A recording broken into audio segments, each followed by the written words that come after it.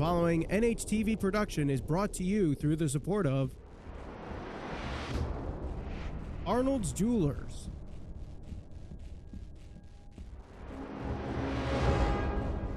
HP Communications, Forget Me Not Full Service Flower Shop,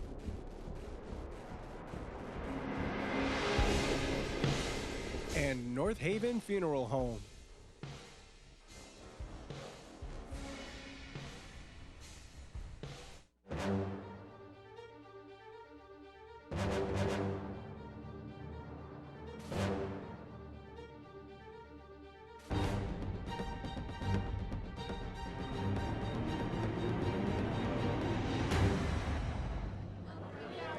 Alma mater and thrift.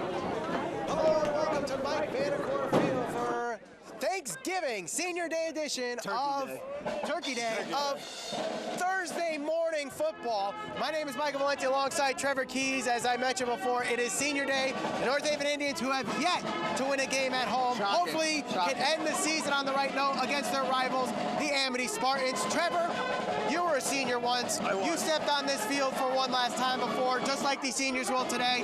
Tell us your experience and how it can relate to these players today. Well, when I was 6 years ago, it was actually 6 years ago, it was my last game ever at Mike Vandercourt Field. It's a little different. We had to win to get into the playoffs. This year, North Haven, unfortunately, is not going to make the playoffs. We're so used to seeing them dominate and winning easily in these games. But yes, like you said, we haven't seen them win. It was a lot of fun. This is awesome. It's unique. You can play on Thanksgiving. I mean, only this sport lets you play on a holiday like this, and it's awesome. That's why we call it Turkey Day. Have fun. And then you go home, you celebrate with your family and friends, you get to eat some turkey. There's nothing better. Now, let's get to the game in hand. The North Haven Indians facing off against an Amity Spartans team that has had a lot of injuries this year. Yes. They've had several guys at the quarterback position when their starting quarterback actually went out in the 5th play of the season against Shelton. That is unfortunate. They have led on eventually to Colin Bailu, who is now the starting quarterback for Amity. What does North Haven have to do to contain this kid? Because he was once a wide receiver, now converted to a quarterback, so he's athletic. I was just talking to one of the coaches, Coach Amity, and he was telling me that they have to contain this kid. This kid Bailu that we talk about is no ordinary quarterback. As you said, he's a receiver, converted to quarterback. Unfortunate injury to Liam Butler, the original starter, but this kid's very explosive. He can run, extend plays with his feet, and North Haven has to do a great job. What we've seen previous games, they bring the blitz, but you can't be over-pursuing. With a quarterback like him, if you do that, he'll be smart enough to pick you apart with his legs. The North Haven Indians have to do a better job from the last game when we saw them play Xavier, which just didn't go their way. They have to do a better job of containing Ryan Ballou because he is their go-to guy on offense. And it's crazy to think, because he's your quarterback, you think receiver, running back, but this guy does it all for them. Now, one thing that North Haven has not done this year when it comes to putting pressure on the quarterback is get the sack. Yes. Only 4 sacks coming into this year. Yeah. You know, they're not used to that. Not used to that at all. I mean, last year we called them the Tribe because all of them just got to the quarterback, got to the ball handler quick and easily. You know, this year just hasn't seen that. Is it just the amount of seniors that left? We had 18 seniors last year that graduated. You got to think about it. That's a lot of players, offensively and defensively, even special teams. I'm shocked. Like you said, 4 sacks, you think in 9 games? That's unheard of. You're not even averaging, maybe, I don't know, 0.2 as a game or something. Not even. You're not even averaging a sack a game. But North Haven, I mean, I've seen some kind of glimpses of getting better throughout the season where we didn't see much pressure on the quarterback, but they're showing better signs of getting to the quarterback. Yes, the stats don't say it all, but you got to look at the little things too, the quarterback rushes, the pressure. Yeah, they're not getting the sacks, but they are giving these quarterbacks, at times, getting them in uncomfortable situations, but yet you don't see the sacks and the numbers. So it's unfortunate. It's been that kind of year for North Haven. It's just been a up and down year, tough year for them. But we got to see. It's a new day. It's a start of, as I like to say it, for the juniors, it's a start for their senior year. It's the first game of their senior year. Let's see what you're made of, because this is a golden opportunity. You're playing on Thanksgiving in front of your family, your friends, and the town of North Haven. Now, as we mentioned before, it is senior day. Yes.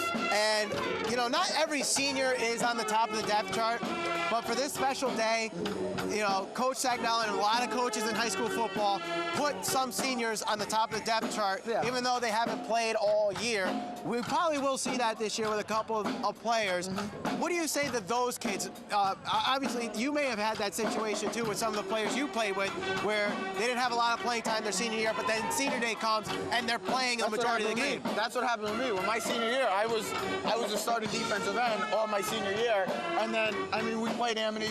We beat them up pretty good. The score was out of hand. So yes, you saw these kids that got the opportunity. That's what it is. It's opportunity.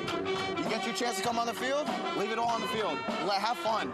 Just go have fun. It's football. Go hit somebody. You don't get in trouble for it. And that's what you do. You get your opportunity. Don't make it go to waste. Now, of course, at the end of every segment, we have the keys to the game brought to you by Turkey Day edition. The Turkey Day edition of the keys to the game brought to you by Forget Me Not Full Service Flower Shop. Trevor, we'll start with the home team, the North Haven Indians. What are the 3 keys of the game for them going into senior day? Well, the first thing is spreading the ball out, getting it to your playmakers. Tommy Dodge is back. He has not been back. He has not played the recent 2 games due to a concussion, so that helps. When he's back on the field, makes everything easier for the Indians. Mark Montano's also back too, and those are what you got to do. You got to get the ball back to Kyle Malillo, Jack Steinman. Let him throw the ball. He's a senior. Let these guys, some of these seniors, as I already said, this is it. This is their last game, maybe ever.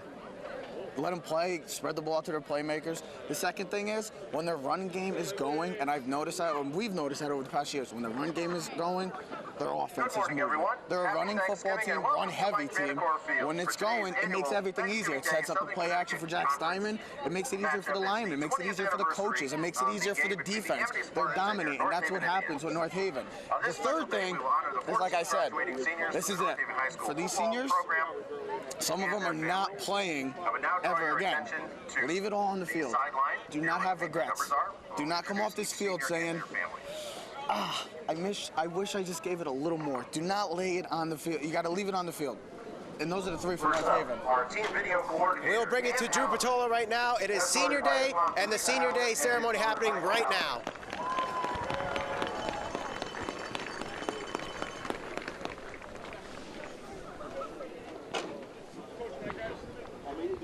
Henry, we clear?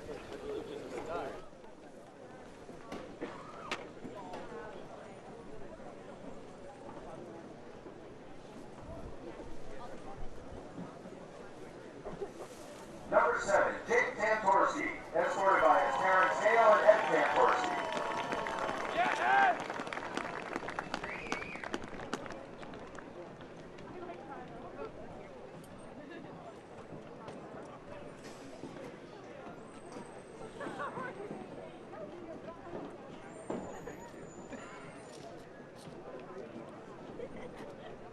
Number 9, Colin Finkel, escorted by his parents Denise and Keith Finkel.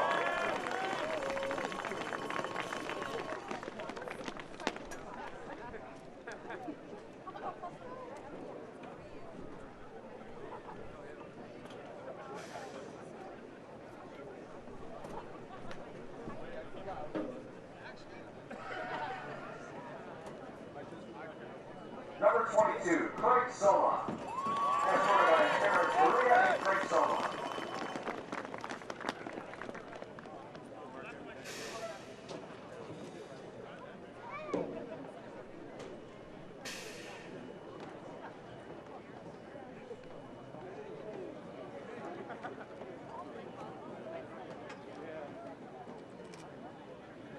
Number 51, Carson Tebbets, escorted by his parents Sean and Clay Tebbets.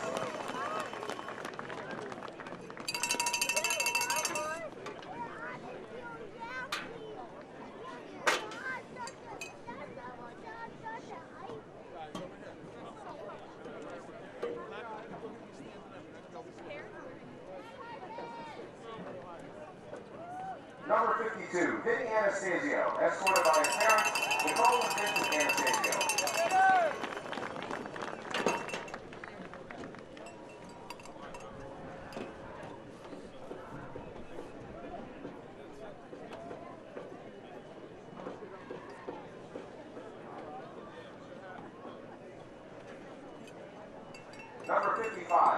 Searles. Escorted by his parents, Kim and Rich Searles.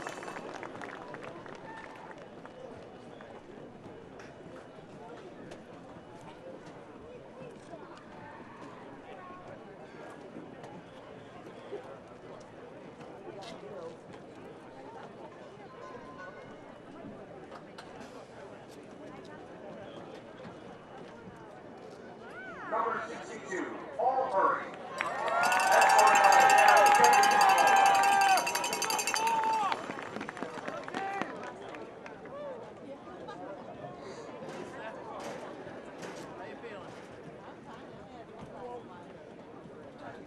We had 7 Bloody Marys, 2 shots of tequila. I'm good. No, I'm kidding. No, I didn't. Not yet. Not yet. That's later. Number 71, Dustin Burns. Escorted by his mother, Carrie Burns, his brother, Kevin Dalton, and his sister, Karen Dalton.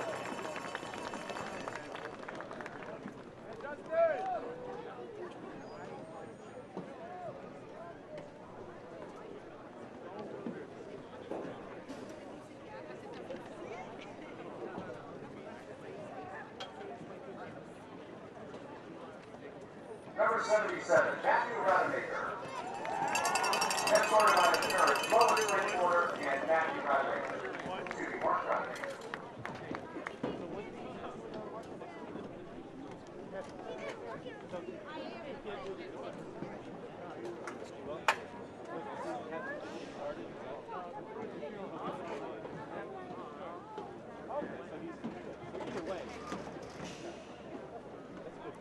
And now the captains.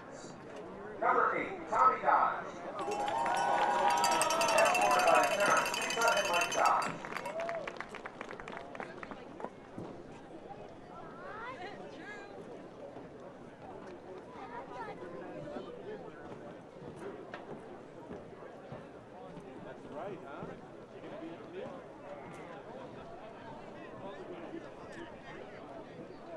Number 12, Jack Simon.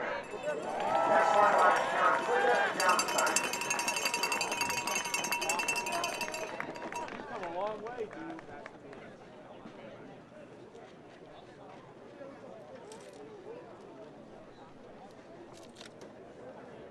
We're going to see on the record, we see you do the 100 butterfly too, okay? What do you think? 50. 50 fly, there you go. I don't think, I think it's a 50 fly, so Number 14, Kyle Malillo. Escorted by his parents, Cheryl and Dave Malillo.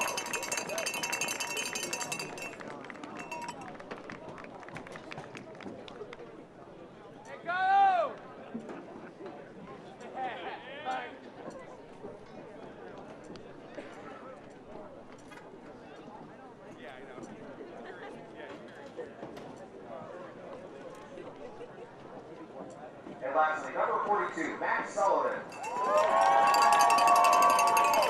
Escorted by his parents, Amy and Steve Sullivan.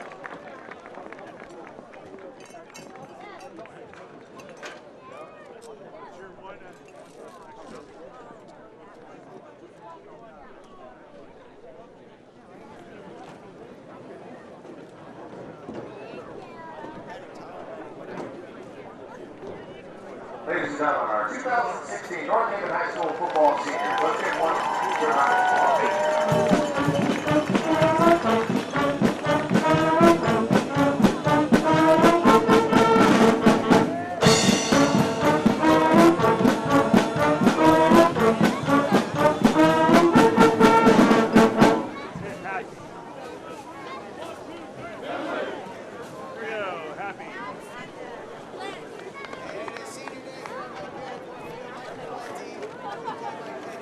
Keys will be back with me in a second to finish off his keys to the game. North Haven Indians celebrating senior day here. It was a great day, cold day, I must say, and that's going to affect both teams. As you know, as it gets cold, the hands are going to be hard, and that's going to be in trouble with the passing game. North Haven having a good passing game with Jack Steinman. He's going to have to get to his receiver, mainly his senior tight end, Kyle Malillo. You know, as we see the team walking into the locker room here, as we get set for kickoff, North Haven Indians facing off against the Amity Spartans, and Trevor Keys with me right now. Trevor, we're being mobbed right now. Yeah, we're getting mobbed. NHTV getting taken over by the North Haven team. Now, I can't wait. I'm excited. I'm excited. So, right before the ceremony, we were doing the keys to the games. Let's finish that off. What is the 3 keys for Amity going into the game? They got a big boy in the middle of the trenches. Nathan Schillens. Big boy, 6'1", 250. I've watched highlights out of him. His presence is well known. If he can dominate, and North Haven likes to run the football. Their 2 big plays and key plays, their bread and butter plays, I call them, are 48 and 49. They're both run plays near his lane that are going to be near him. So his presence is going to be a huge key for Amity to win this. Also, the usage of their quarterback, running back, 2 running backs that they do, Ryan Ballou, KJ Moose, and Ryan Sabo. The usage of them are going to be extremely important. You got to get them the ball as much as you can. That's the biggest key. And lastly, is what I've seen from North Haven is when North Haven is in 3rd and long conversions, they struggle. They seem to be, that's not their type of game. They like to be in maybe 3rd and 1s, 3rd and 2 where they can run the football. If Amity can somehow get North Haven in long 3rd and 8s, 3rd and 9s, 3rd and 10s, they might have a legit shot of winning this game. I mean, it's up in the air. It's a toss-up. North Haven has had some bad luck. Hopefully we get to finally see them win their first game on Turkey Day. I'm very excited. It's going to be a good game. I think it's going to be a good game, and it's a rivalry game on Thanksgiving. There's nothing better. Amity, North Haven. Now, regardless, win or lose, North Haven will end up with their first losing season since 2008. They finished that year 4-6. 4-7. 4-7. That was my sophomore year. Okay. So it's been over 8 years that we're not used to seeing North Haven have this type of year, but the schedule, losing a lot of players. That's what happens. Moving up a division. Moving up like I said, the schedule, moving up a division, losing a lot of players. It gets a roll, but guess what? They're young. They'll be back. North Haven, they got a great coaching staff, led by Coach Sagnella. They're going to be fine. North Haven will be here. This is not, I don't want, people are going to be like, oh, the usual North Haven. No, that's not how it is. North Haven will be back. They're a young team. Just give them another year. And like I said, the juniors right now, it's your first game of your senior year, so make it worth it. The crowd is filing in here at Mike Vanacore Field. The alum are heading on to the alum field. Are coming. It's awesome. It's a reunion. It is chilly. Baby. It's chilly. The turkey's warming up in the oven, and we're getting set for football. Get ready for some football. A Thursday morning edition of Friday Night Football on NHTV is next. You're watching on NHTV.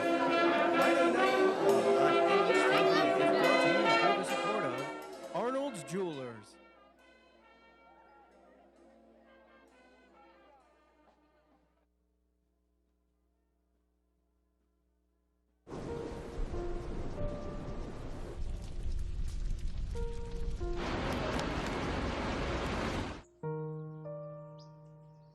Don't wait. Communicate. Make your emergency plan.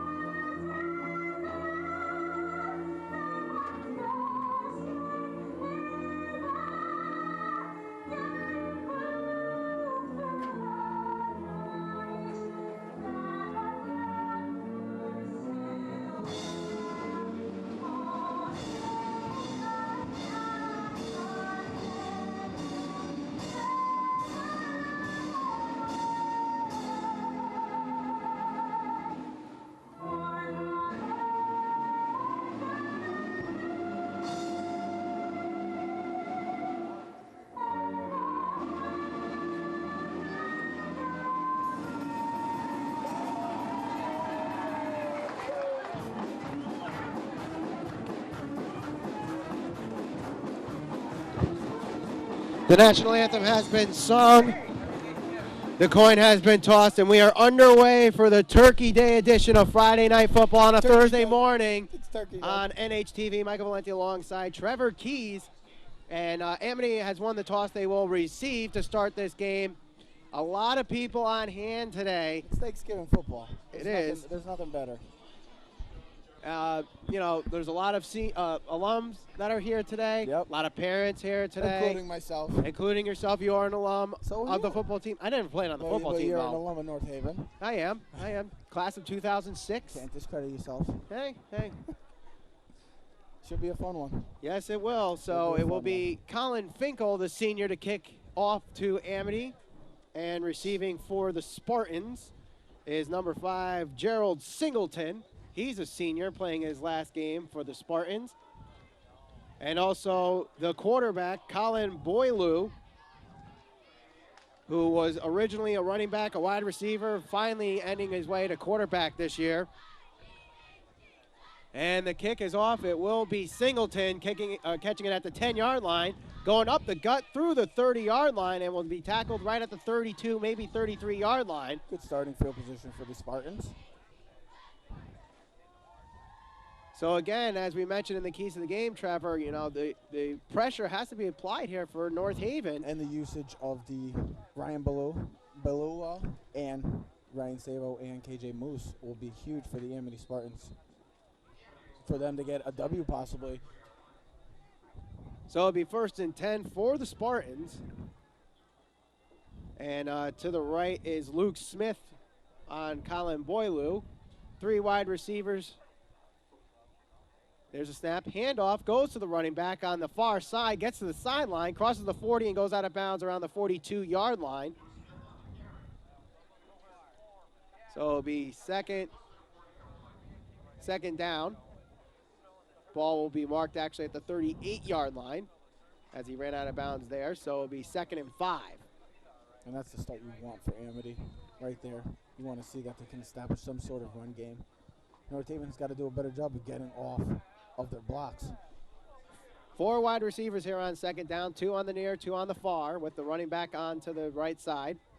Boylou will take it himself, go up the middle, and get about 2 yards on the play. So it'll be 3rd and short, around maybe 3 yards there.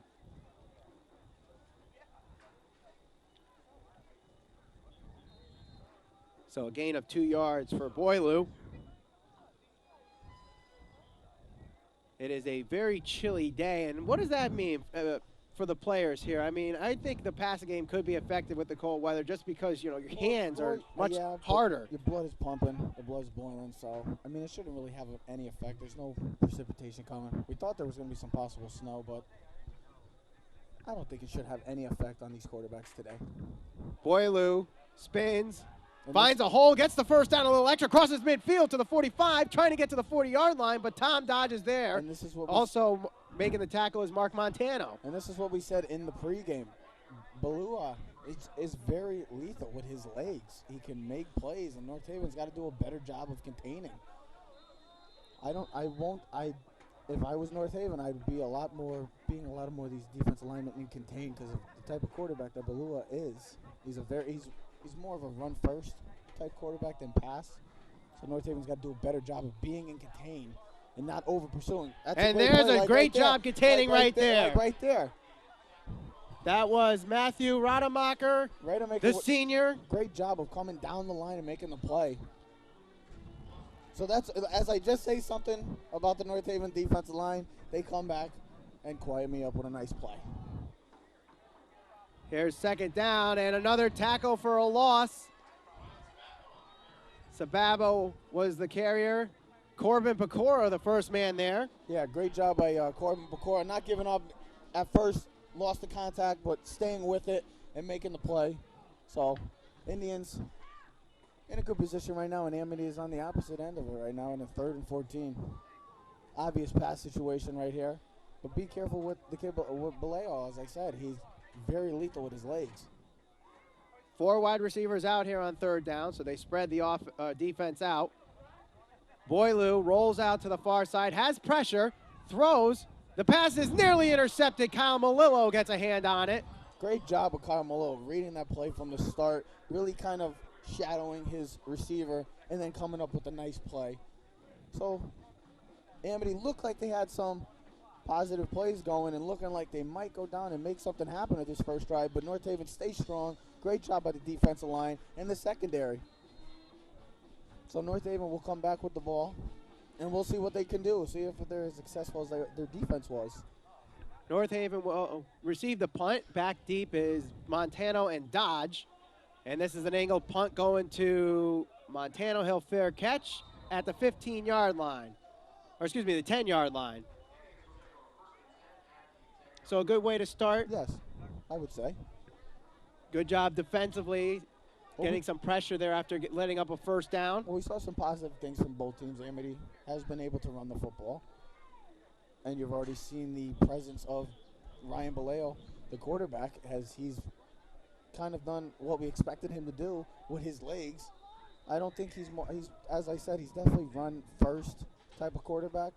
But we'll have to see how that game progresses throughout. So 1st and 10 from the 10-yard line, and we have a whistle blown here. They threw a flag. Let's see what the encroachment penalty against Amity. So that's going to move 5 yards on the ball.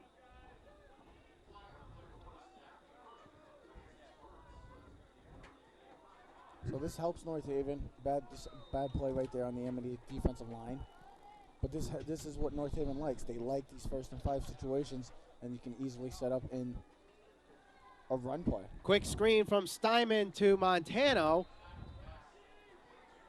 I like the play call. I like what they're trying to do. You think it'd be an easy run first situation right there, but I like the decision of getting, like I said, getting the ball to your playmakers.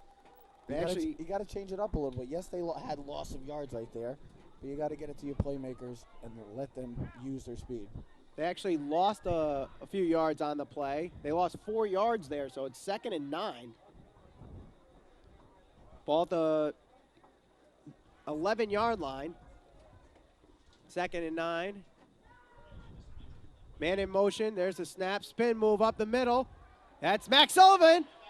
Gets the first down and almost at the 30-yard line. A good run there for the senior captain. And I said that the key for Amity, if they wanted to get really successful and try to shut down this run game, is the presence of Nathan Schillings, the big defensive tackle, who's over 250 pounds, 6'1", 250, is going to need to make plays for this Amity defense to.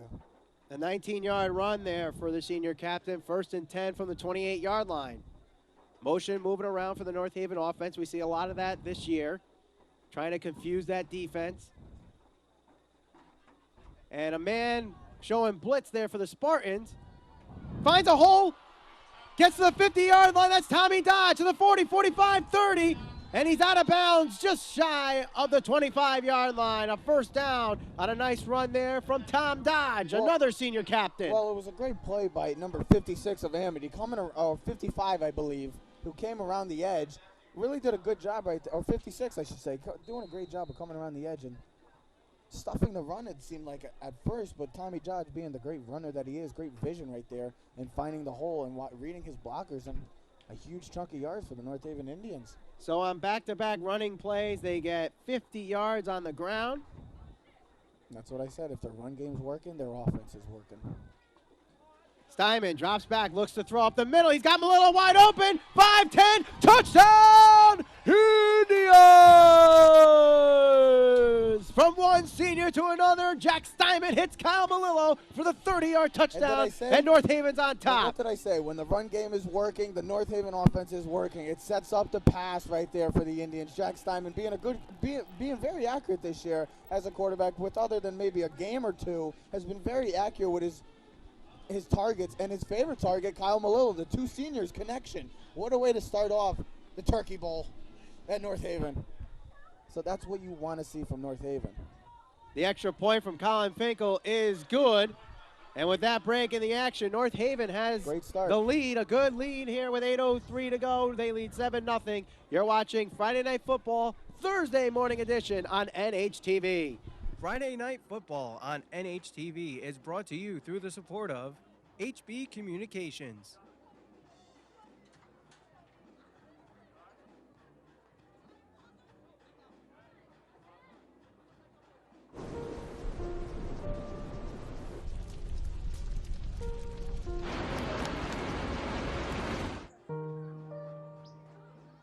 Don't wait. Communicate. Make your emergency plan today. Friday Night Football on NHTV is brought to you through the support of North Haven Funeral Home.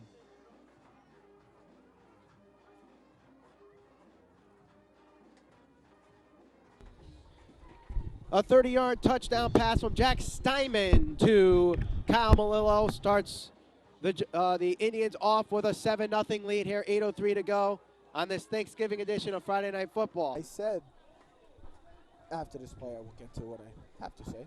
And it will be returned across the 30, 35, and it'll be stopped right there. Good field position again for Amity. Seems like that's been a trend all year. The away team always seems to have great field position against this North Haven defense, whereas North Haven, when they're on offense, their field position has never been on their side this year. But yeah, as I said, in one play you saw two of my three keys of the game.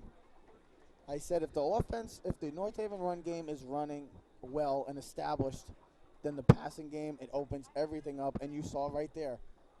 They are a run-heavy team, and it got pass-heavy right there. They got them with a nice pass. And that's what happens, leads them to a touchdown. Boylou breaks a couple tackles and gets a gain of about 5 on the play on first down. Yeah, with Amity already down 7-0, Boylou is going to have to be a huge part of this Amity offense right now and really make this engine go if they want to keep up in this game and stay competitive throughout this game. 2nd and 5 from the 42-yard line.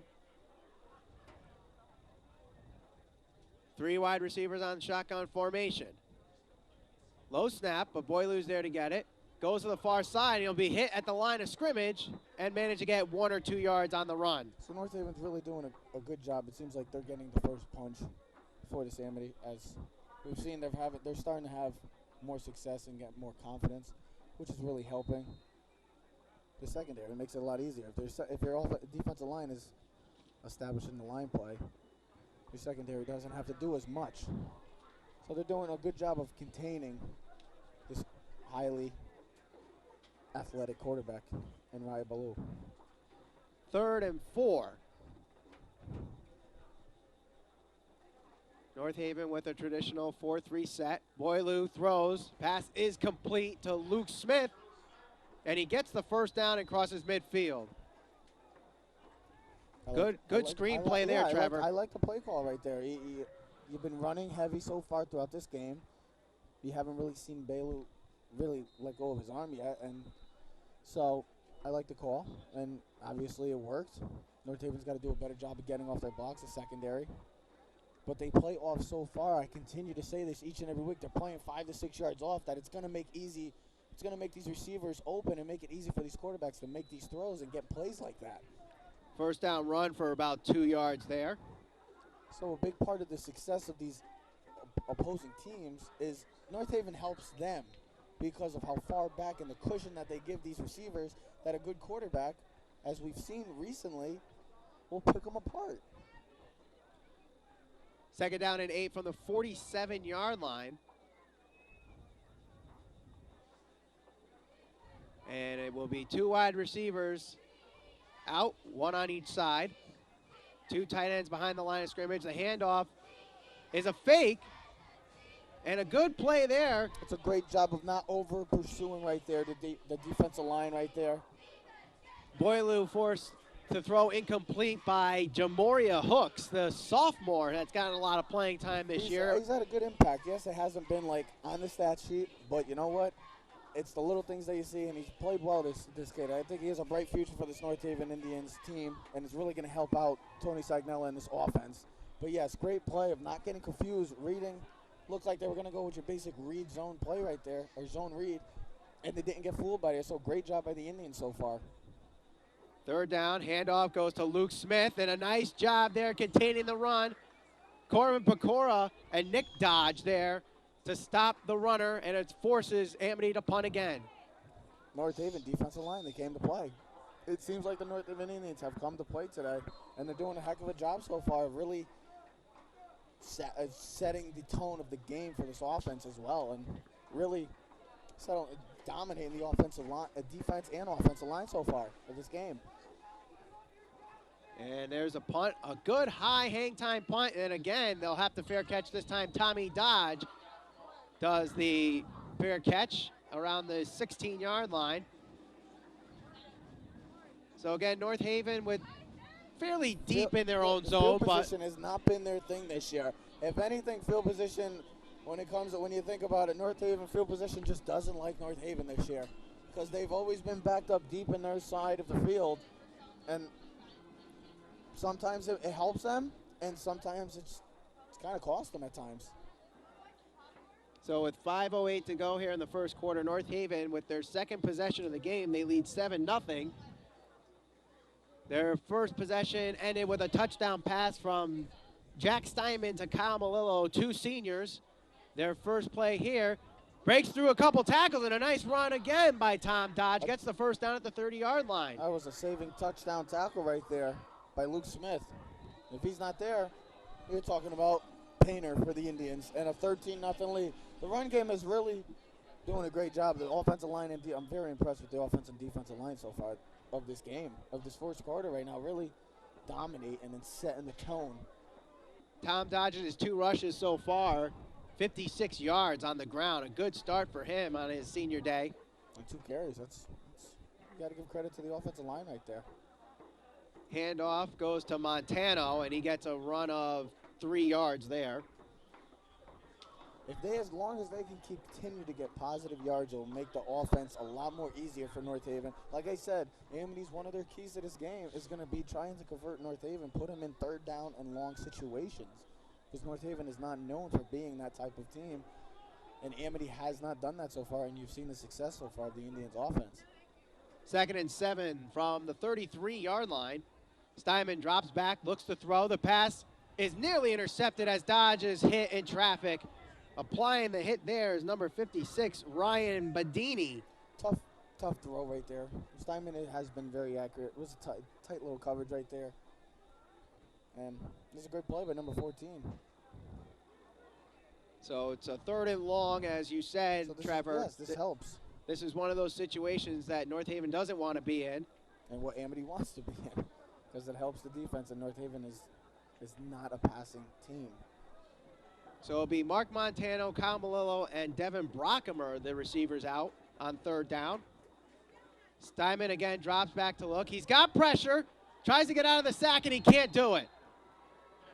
And that's what Ryan they needed. Sabo gets the sack there, and it forces North Haven to punt. And Amity really needed that spark right now because their offense really hasn't been clicking so far in this first 8 minutes of the game. Really hasn't started clicking, but great job right there by Ryan Sabo. We usually talk about him offensively. Defensively, he's making his presence known so far. Colin Finkel will punt to Colin Boileau. Again, as we mentioned, Boileau very versatile, doing pretty much everything this year. He's listed as a running back on the roster, but he's been a receiver, he's been a kicker, returner, quarterback. Not a good kick, not the kick. He shanked the kick. And Finkel. And they went for the ball. The ball's on the ground. I don't know if Amity touched it where North Haven got a chance to pick up a fumble. Amity got the ball, I believe. Let's see who got it. Amity got the ball. Amity does have the ball. I never understand that when I see it in professional college and in high school. I don't understand why players go for the ball. Just don't touch it. What does that do? That more costs your team than it helps. It hurts your team. But a bad punt right there by Finkel, and Amity is in great field position to start his third drive. Finkel has really struggled this year on punts and also special teams as a whole, kicking field goals, extra points, and even punting. And that was a huge thing for the Indians' success last year. Their special teams were so great. Great job by Tommy Dodge, getting off the block and really staying in his zone and making the one-on-one tackle right there. So Indians' defense came to play today. I've seen a lot of great things that we haven't seen so far in the first 9 games, I'd have to say. Amity going with an option play on 1st down, and to catch him off guard. Both players on defense there doing a good job containing both Boileau and Luke Smith. Staying in their zone, staying home, and not over-pursuing. So great start by the Indians defense once again. Less than 3 minutes to go here, almost 2.5 to go in the first quarter. Boileau drops back, looks to throw deep. The pass is high and complete. to number 40 for the first down. Well, you saw a good blitz pickup right there. You saw Corbin Pecora coming off the edge. Thought he would possibly, you thought he might get there actually, but great blitz pickup.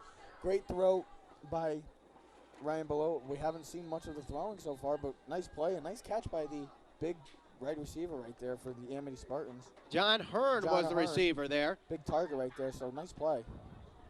Corbin Pecora tries to make the tackle. It's broken up, and eventually Max Sullivan there to make the tackle on first down. A gain of 9.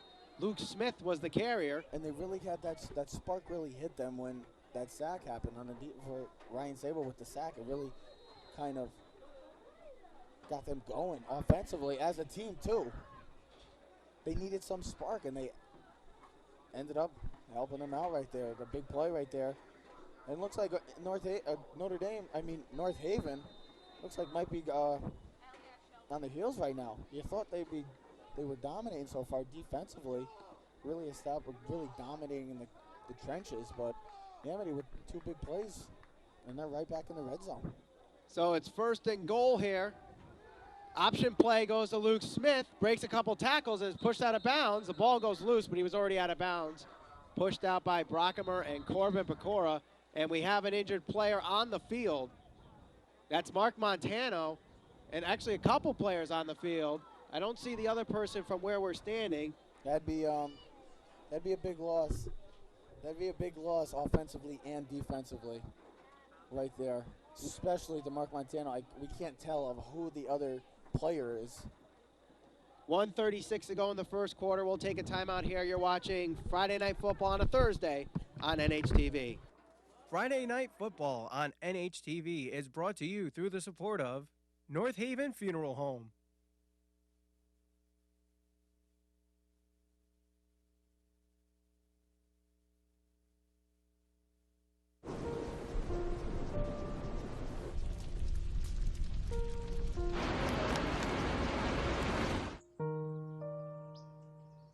Don't wait. Communicate. Make your emergency plan today. Friday Night Football on NHTV is brought to you through the support of Arnold's Jewelers.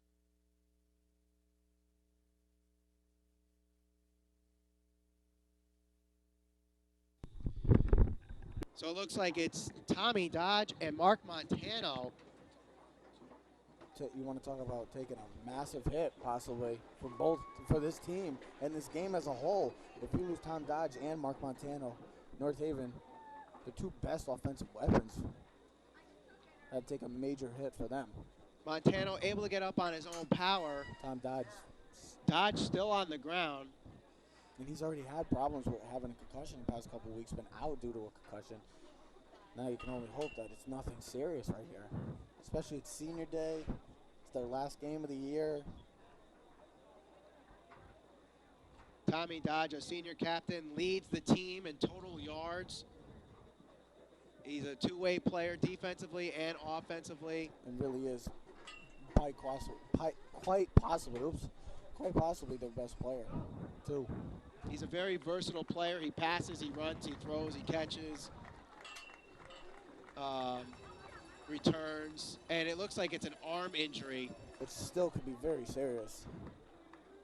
Especially if that's his throwing shoulder, and he does throw the ball at times. They use him as quarterback at times. So if that is his throwing shoulder, it looks like it might be his non-throwing shoulder. But still, even with a shoulder injury, no matter what side it is, that can take a hit on you, and that can hurt too.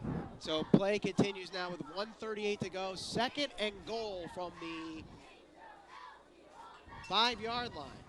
Shotgun formation for the Spartans. Boileau rolls out to his left, has an open field. He's going to take it himself, try to get to the end zone, and he sneaks in for the touchdown. Spartans are a point away from tying this up. And that's what happens. Speed kills. Great job right there. Belio looking pass first, didn't see anybody, and making a smart decision, using his legs and his speed, and getting in the end zone for a touchdown. So, like I said, Amity an extra point away from tying this game as we await for the extra point. And great job offensively by the Amity Spartans. It does help that the field position was in favor for them. And the big play on third down, really catapulted this offense into the red zone and got them on the board. So great job offensively for Amity, and they should have the momentum right now. They should be feeling really good about themselves, especially with the way this game started. They went for 2. They went for 2, and North Haven, I believe, stopped them short. They did not get the conversion. So great job by North Haven. It looked like Amity was going to go with the obvious kick, extra point, but they catch them off guard trying to go with a 2-point conversion. Great job by the North Haven D, standing strong and keeping the lead. 1:30 to go. North Haven leads 7-6 after the failed 2-point conversion. You're watching Friday Night Football, Thursday morning edition on NHTV. Friday Night Football on NHTV is brought to you through the support of Arnold's Jewelers.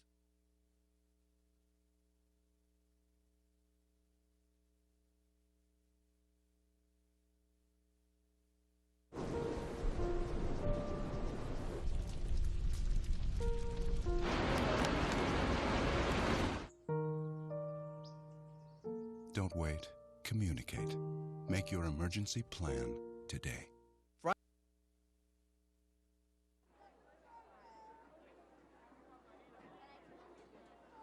1:30 to go here in the first quarter. Amity fails the 2-point conversion, and they trail 7-6.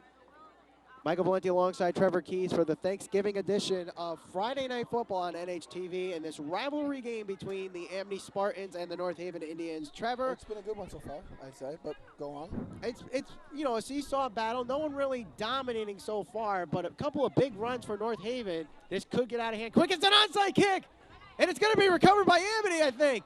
But it did. I don't know if it. I think that definitely went to 10 yards. No, but it did touch a player possibly before the 10 yards. I thought it was a close call. It did touch one of the. It's Amity's ball. Tough play because it looked like when that ball was going, it hit one of the Amity players' foots before it going 10 yards. So that's why. And you could see Coach Sagnella is furious about that call actually. Because I thought too. I thought it didn't go 10 yards before. Because it hit the player before it went 10 yards. I did not think that went. The officials converse, and they will continue to keep it Amity ball. A huge surprise there for Amity. Well, you know what? It's like I said, it's the last game of the. Both these teams are not going to any playoffs. Just leave it all on the field. Trickery. That's the great thing about this type of game, especially when there's no stakes at hand. Just only the rivalry record. But blitz coming. Boylou able to roll out, throws this one deep to the wide open receiver. It's dropped. Had him. Gerald Singleton drops a sure touchdown that would have given Amity the lead. Oh yeah, it was a sure touchdown. He had him beat. And here's the thing. That's the replacement for Tommy Dodge, I believe. Because Tom Dodge is still not in this game. I do not believe. I have not seen him yet. Matt Bale was the defensive back there, a junior, 6 feet, 170 listed here on the roster. So we definitely have to keep an eye on Tommy Dodge's injury status and see what's going on with that. Because as you can see, the first play, they took a shot at his replacement, and it almost backfired for the Indians. Boylou trying to get around the pressure, and good containment there. Max Sullivan, the senior, first one there. Who was that? The Tribe. The Tribe is back today. The Tribe is back today. What a play. Great job just all around, both on Carson Tebbets, Corbin Bakora, a handful of players by the North Haven defense of staying and contained, staying in their zones, and not getting fooled by Boylou, as I should say. Boylou. Boylou. It's French. I love it. So a good containment there for Max Sullivan, getting the lost tackle for 3 yards, makes it 3rd and long here. Shotgun formation again for the Spartans. Boylou trying to roll out. Blitz coming. Pass is incomplete. Ryan Sable's doing a great job of picking up the blitz throughout the game so far. In North Haven, you've seen a lot of blitz so far. And Amity, the receivers are not helping Boylou right now. They're just not helping him so far. You saw the big play right down the sidelines for a possible touchdown. Drops it, and then another one, even though it was going to be short anyway. But they haven't helped their quarterback out so far. He's doing everything he can with running the football and trying to get the ball out to his playmakers, and they're just not helping him right now. That's 2 drop passes on this drive.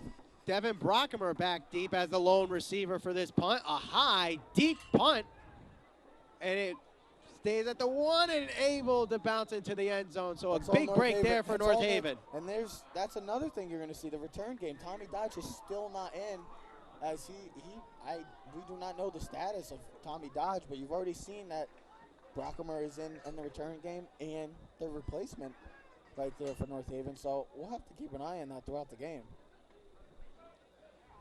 So Tommy Dodge, if you're just joining us, Tommy Dodge, the senior captain, left with an arm injury, or an apparent arm injury. We'll try to get an update on that as soon as we can here.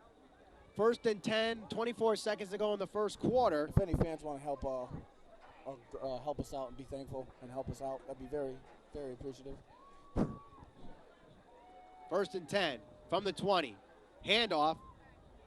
And a gain of about 4. That was Max Sullivan with the carry on his second carry of the game. That might be the last play of the quarter as well, too. That will be the end of the first quarter. So North Haven stops a 2-point conversion and able to keep a 1-point lead. It's been a good one so far, I have to say. It has been good so far. 7-6 is the score after 1. You're watching Friday Night Football Thursday morning edition on NHTV. Friday Night Football on NHTV is brought to you through the support of Forget Me Not, full-service flower shop.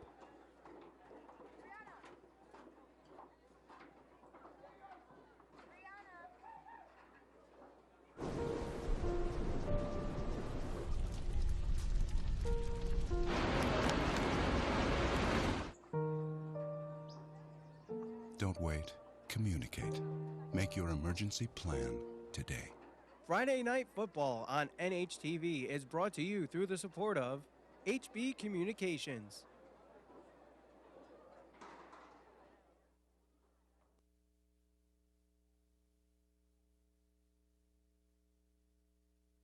Friday Night Football on NHTV is... We'll get set for the second quarter here as they switch sides. Michael Valenti alongside Trevor Keys. Happy Thanksgiving to you and your families watching on NHTV today. Happy Thanksgiving from me to you. Well, thank you, Trevor. To you and your newly wedded wife. Thank you. I congratulate you. That's Thank awesome. you. Thank you, thank you, thank you. It's the Turkey Bowl, baby. It's the Turkey Bowl. I love it. I don't think that's what this game is actually I called. know, I just like to call it whatever. It's my first. This is the first time I'm doing this. 6 years ago, I was on this field playing this game. It's pretty cool. Not gonna lie. 2nd and 6 starts the second quarter from the 24-yard line, and it's another direct snap. Broken tackle. Max Sullivan's going to go all the way. 50, 45, 40. He's only got one more tackler there. Can he get around him? Yes, he can. 20, 15, 10, 5. Touchdown, Indiana! And when the run game is going, the offense is working. I'm going to stick by that added throughout the game. And Max Sullivan, the senior, his last game, what a run. What a run right there. Great job of cutting back, too. He looked like he was going to get tackled, but great job of cutting back and being the running back that he is and making that play. And great block by the quarterback, Jack Steinman, on that play. So all around, great play, blocking, running back, doing his thing. And the Indians are up 13-6. And it is a 76-yard run from Max Sullivan on his senior day. Makes this one a 13-6 game.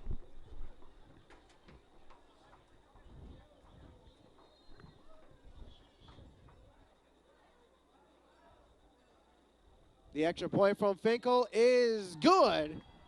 So with the break in the action, it's 11:48 to go. 12 seconds into the second quarter. North Haven takes a 14-6 lead.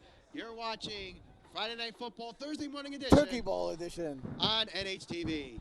Friday Night Football on NHTV is brought to you through the support of North Haven Funeral Home.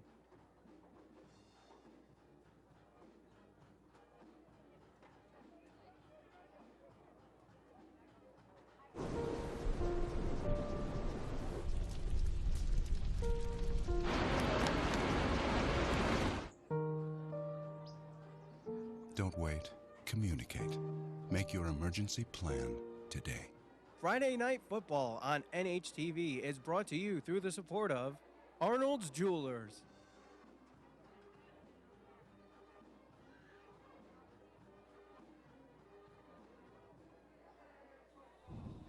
And you get to hear a little bit of the North Haven High School band led by Ken Tedeschi. They are good. They are great. They are very good. While I didn't play football for North Haven, I was part of the music program. I never did the band. I was in the jazz combo, but still, I was part of Ken Tedeschi's student body. The legendary Ken Tedeschi. Yes. Boileau gets the return, trying to go side to side, dodges a couple tackles there, gets around Pecora, and will eventually step out of bounds around the 24-yard line. So another good return for Amity. 1st and 10 from the 24. So, yeah, great job so far by the Indians' offense. It looks like the old North Haven running the football and really showing their presence right now in the ground game. But Amity's holding their ground. They're doing well defensively. 2 big plays, and that's it. That's pretty much how this game's gone. It's 2 big plays for North Haven. And but that's the North Haven offense that we've seen the last couple of years. It's the big plays, quick and easy, and that runs up the score that we just haven't seen this year. And, you know, it's the tougher schedule. Boileau rolls out on 1st down, gets through a hole, dodges a couple tackles. And that's what he's close to the 1st down. Let's see where they mark it. It looked like they had him back at maybe a gain of 1, and that's what happens when you're so elusive and you're quick and you got those legs that you just can't stop. Guess what? He takes it for a 9-yard gain. And that's a great play by Boileau right there. And Amity's got to help their quarterback out because he's really doing everything he can to keep him in this game. 11:05 to go here. 2nd and 1 after the run by Boileau on 1st down. 3 wide receivers on the far side. Boileau rolls out to the far side. The pass is tipped and incomplete. Didn't see who got the hand on it. I believe it was Corbin Pecora. Great job right there. Corbin Pecora is really doing a great job of showing his presence throughout this game as well. I'm impressed with the defense. It looks like the old North Haven defense as well. I mean, we're seeing the old North Haven, and as I said, this is for all the juniors, upcoming juniors and stuff. This is their first game of their senior year. So it's 3rd and 2. So the 1st down run was actually 8 yards, not 9. 4 wide receivers out here on the 3rd down. Boileau takes it up the middle himself, and he will get the 1st down, and a little extra crosses midfield, 45, and pushed out just shy of the 40-yard line. Mark Montano saves a touchdown there. And Boileau's really showing his presence as well throughout this game, and just got to see more of teammate help because it's a one-man show for this Amity team right now, and they got to help their quarterback out.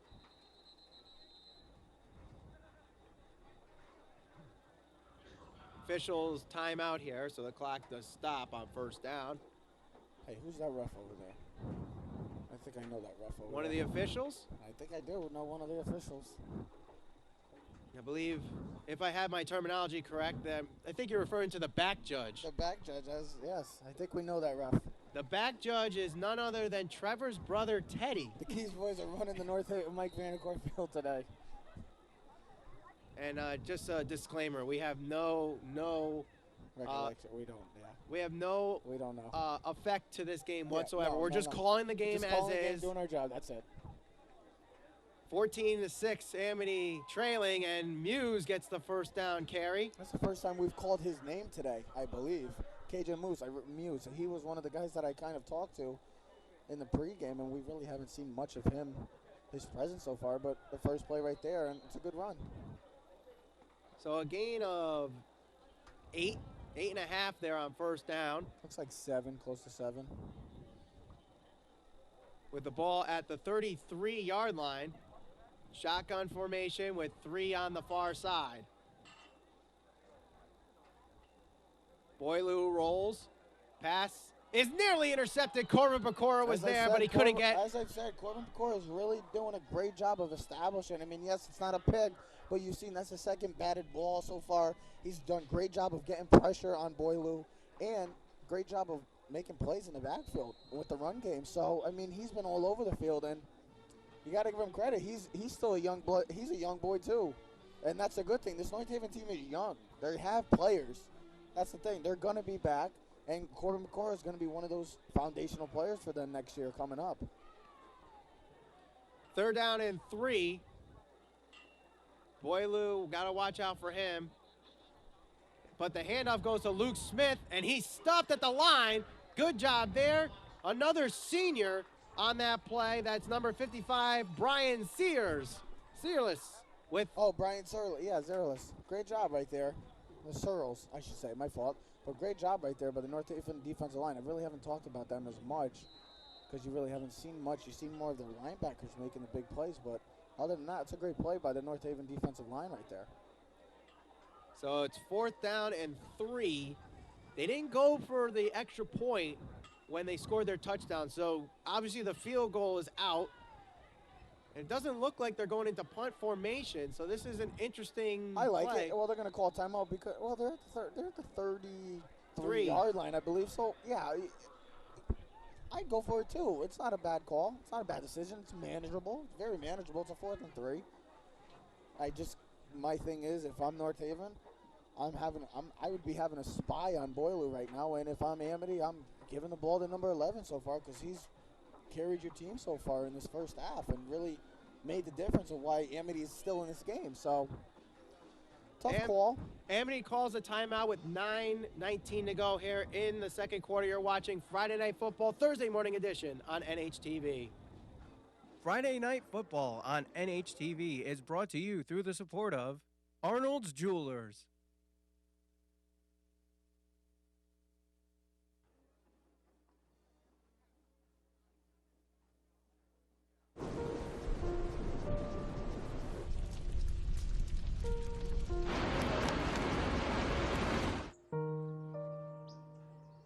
Don't wait. Communicate. Make your emergency plan today. After the timeout, 9:19 to go in the second quarter. North Haven leads 14-6. On a 4th and 3, Amity will go for it from North Haven's 33-yard line. Boileau rolls out. The pass is complete. No, it's not. Tough break right there for the Amity Spartans. They had the guy in the flat. The receiver, was that Luke Smith? That was Luke Smith, the intended receiver. It was a low throw by Boileau. I'm surprised he did not run right there, but a tough break for Amity and a good break for the Indians of North Haven right there. So Indians try to extend this lead right here. And maybe they come out with their run game again and continue to dominate the run game right now. It looks like it by the formation. Behind center is Max Sullivan, who scored the 79-yard touchdown run last possession. Hands it off to Mark Montano and gets about 4 yards on the carry for first down. As long as they continue to get positive yards, always, like I've heard when I was a little kid, a good run is a good average for a run play is 3 to 4 yards, and it makes it very manageable. That's a good start, what you want for the North Haven offense. And we still do not see the presence of Tom Dodge. We have not. No update yet on the condition of Tom Dodge, but it did not look good from what we saw. It looked like an apparent arm injury. So I don't see him on the bench either. I don't know where it is. Could be a very serious injury. Reverse handoff here to Devin Brockemer. Gets the first down, crosses midfield, pushed out just shy of the 45-yard line. A first down, and a flag is thrown after the play. It's a questionable call. They're going to call unnecessary roughness on the hit out of bounds. I did not think I thought that was a questionable call. I think they should just let the play go. I didn't think he hit him out of bounds. He was still in bounds. You can't call that. That's a tough call. It's always one of the tough calls along with pass interference. But those calls, because they're 15 yards, it's a big break for the Indians right there. But great play by Devin Brockham right there. He's a quick back right there. Let me tell you. Get him the ball out in space, and he'll make plays because of his speed. So add 15 yards to that penalty. It's a 1st and 10 for North Haven. After the run from Brockemer. Nice reverse play for North Haven, adding a little trickery on that one. Yeah, be a little creative. It's Thanksgiving. It's the last game of the year. Be a little creative. Creativity never hurts. 1st and 10 from the 32-yard line is the official mark now. Snap goes to Jamoria Hooks, trying to go outside. He's definitely an inside runner there. That's the thing. I don't like that type of play. That's where a player like Tommy Dodge hurts the Indians, because of a play like that. If you're going to run that type of play, you do not have Jamoria Hooks. He's a north-south runner, not an east-west. He's your big bulldozer. I didn't like the call right there. Probably you should use, if you're going to run a play like that, put in Mark Montano and let him run a play like that. But I didn't like the call, and you can see it's 2nd and 10. 2nd and 10 from the 32-yard line. Max Sullivan behind center. Man in motion, that's Brockemer. They fake the reverse. Sullivan spins and gets a run of about 4 or 5 yards there. How we talk about Corbin McCoy on defense, Max Sullivan's really showing his presence on the offensive side. Sullivan on both sides of the ball today has 2 or 3 tackles so far in this game, has 4 runs. The big touchdown run. And the 76-yard touchdown run. 3rd and 6. Just under 8 minutes to go here, as North Haven has an 8-point lead. Sullivan again behind center. Handoff goes to Montano, hit behind the line of scrimmage, and he'll be stuffed right there. That was Daniel Cavana, excuse me. Great play right there. From the start, great play, shedding his block, getting off the block right there, and making it very quick, even before Mark Montano could really find anything. He was there before Mark Montano, like I said, could really find anything. So great play by Amity, and puts the North Haven in a 4th down. Now, last time North Haven had a 4th down, well, they went to punt. They are going for it, actually. They went to punt, and it was not a great punt, and it's... I like the call. It's 4th and 10, and they're at the 30-yard line. Steinman is the man behind center, drops back, has pressure, throws deep in the corner. Malillo is overthrown. He did have him outside. He got out. Malillo, great job of getting outside of the DB right there. Just a little overthrown. But Jack Steinman it just shows Jack Steinman has a great arm. Just a little inaccurate right there. Had him. If he hits him in stride, it's a touchdown, but it's a tough break. Great job by Amity, staying strong right there. It's a turnover on down, so Amity gets the ball back, trying to tie this game up at 14 before the half. 6:25 to go in the 2nd quarter, so plenty of time. Yeah. Amity has 2 timeouts. They had to burn a timeout on their last possession when they went for it on 4th down.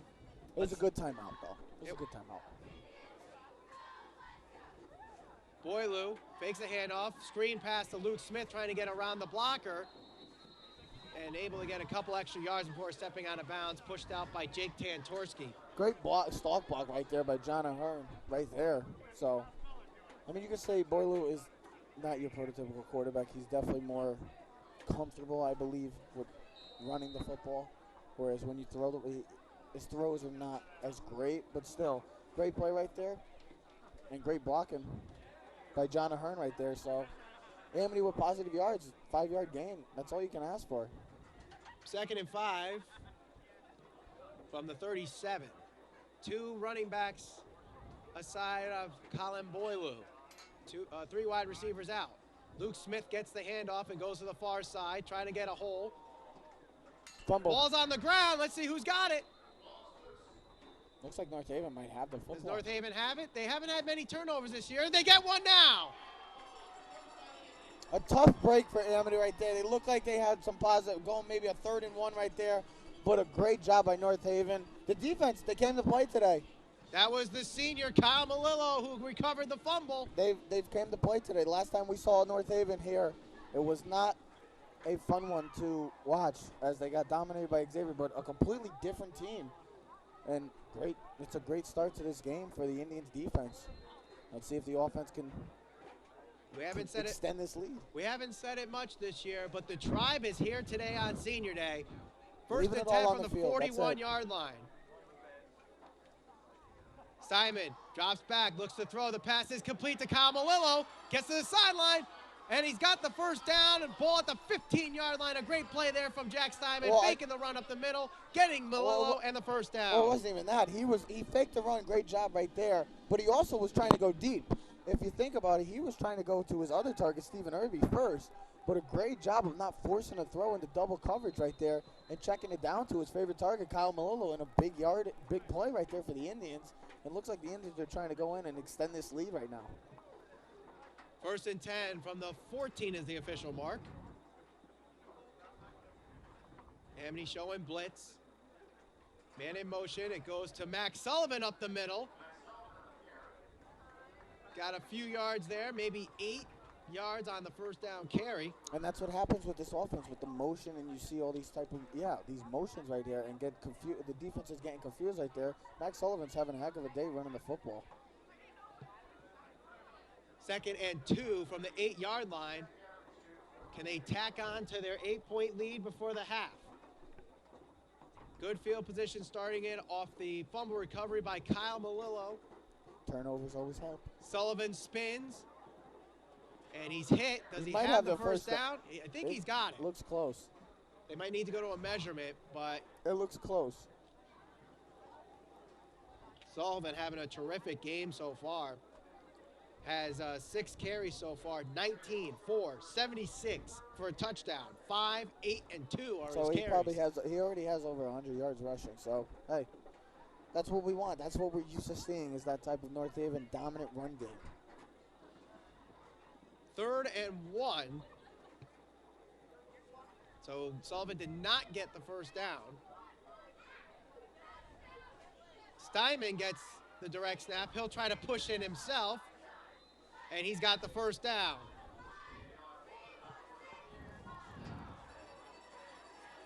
He needed 1. He got 3.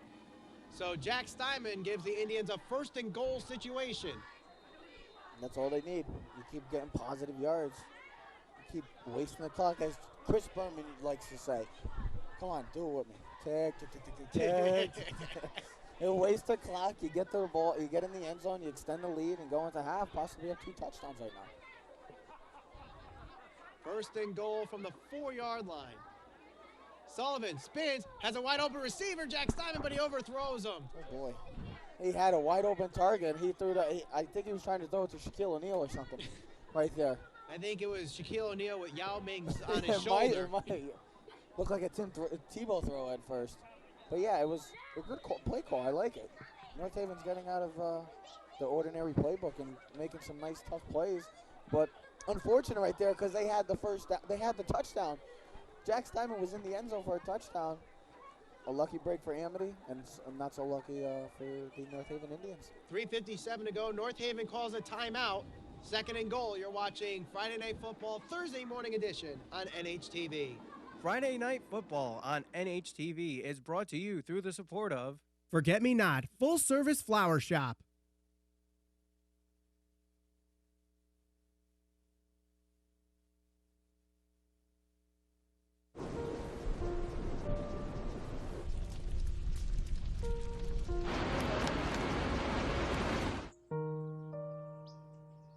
Don't wait.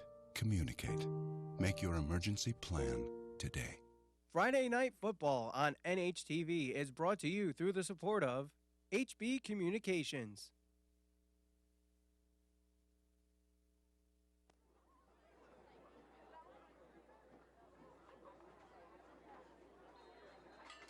After the timeout, it's 2nd and goal for North Haven. The ball at the 4-yard line. Let's see where this one gets played. On a run, a pass.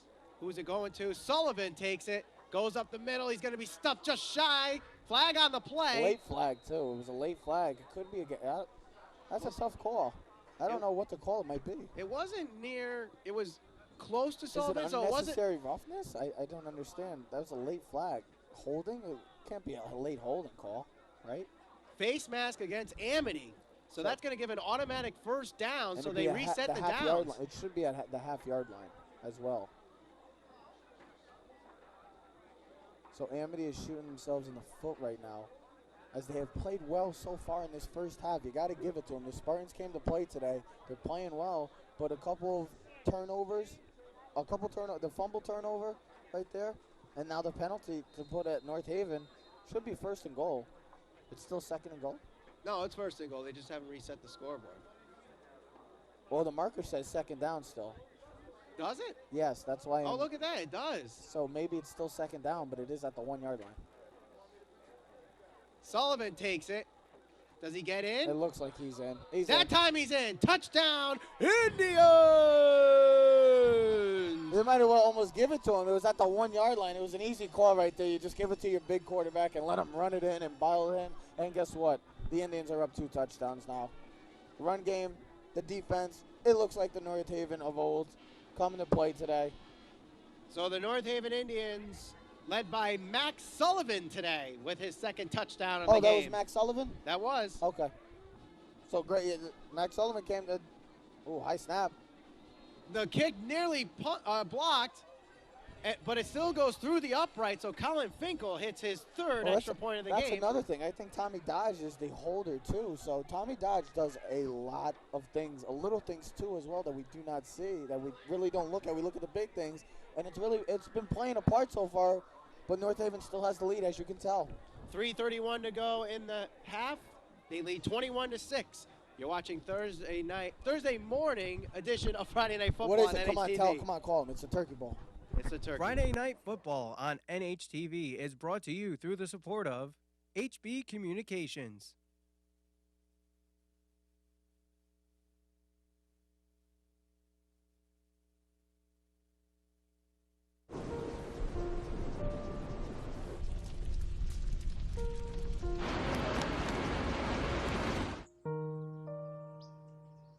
Don't wait. Communicate. Make your emergency plan today. Friday Night Football on NHTV is brought to you through the support of North Haven Funeral Home. Finkel kicks it off here, and it will be returned by Singleton. Crosses the 20, 25, breaks a tackle, still on his feet, brought down at the 28-yard line. So 1st and 10 at the 29-yard line. 3:23 and 2 timeouts for Amity to try to make this a one-possession game again. Amity, needs to continue to get the ball to Boileau, their best player right now, and the receivers need to start helping him out right now because he's had no luck right now in the passing game because due to his receivers not catching the ball. North Haven has to continue to, though, do what they've been doing this first half, and that's dominating the line, and their secondary is playing great, too. So you couldn't ask for a better first half by the Indians so far this season. Probably the best first half of the year. Boileau takes it himself and gets past the 35-yard line before he's pushed out of bounds. Good job there for the Spartan as he goes out of bounds to stop the clock. Stops at 3:16. The official run was 6 yards for Boileau. Second down and manageable. That's what Amity needs. And the first play of their drive, they need positive yards, and that's how you start it off right there. Second down. Ball at the 35-yard line.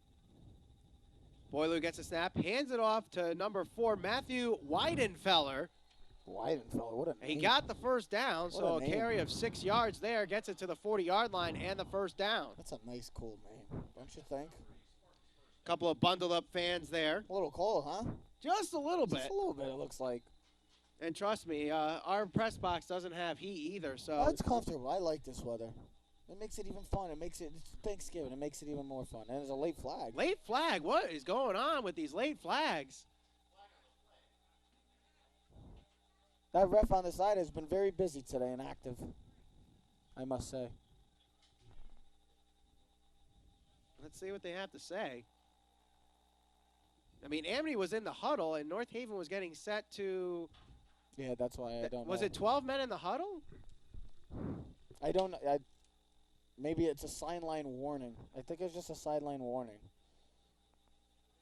Because that is a 15-yard penalty if they get that again. It was a sideline warning. Just warning both teams to just keep back. Just to keep back, so. Now this is, we've been doing these games for almost 3 years now, Trevor, and Yeah. That's the first time I've ever seen a sideline warning call. Well, it plays a big part. It's a 15-yard penalty as well if they get it again. So they're just warning them so nothing happens. Boylou drops back and overthrows the intended receiver, Weidenfeller. Here's the thing I just saw on that play. Very simple. Boylou had time. He just looks uncomfortable throwing the football throughout this game so far. He just looks very uncomfortable. He prefers to run the football, and you could see that it's affecting his throws. Maybe it is the cold weather. I don't know.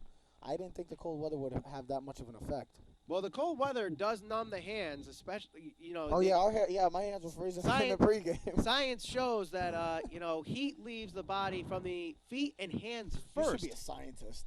You're so smart. No. You don't want me dealing with science. Trust me. I just know basic things. There you go. Roy G. Biv is as far as I go. Roy G. Biv, wow. Handoff goes to Muse up the middle. Gets a carry of 5 yards there. Well, it's a manageable now 3rd and 5. No, if Amity, if they want to get back in this game, they really need to start picking up the pace. They don't have time is against them right now, and the score is against them. So they do have 2.5 minutes, but they need to start picking up the pace. 2:19 now as the clock continues to run. 3rd and 5. Amity needs to score here. Because North Haven gets the ball. North Haven gets the ball back to start the second half. 4 wide receivers out. Boylou, another handoff to Muse, gets to the hole, but he's tripped up at the line. It's going to be 4th down. It's a tough situation because the reason why they run the football, I don't think they have faith, and I don't think Boylou has the faith in himself to throw the football right now. They haven't seen much success with the passing game, so they don't have that much faith in him right now. 4th and 2, so they might let the clock run down and maybe punt it. Well, let's see what they decide to do. It looks like they... I'd be surprised right now if they actually did go for it in this situation. It looks like they will kill the clock, take a timeout.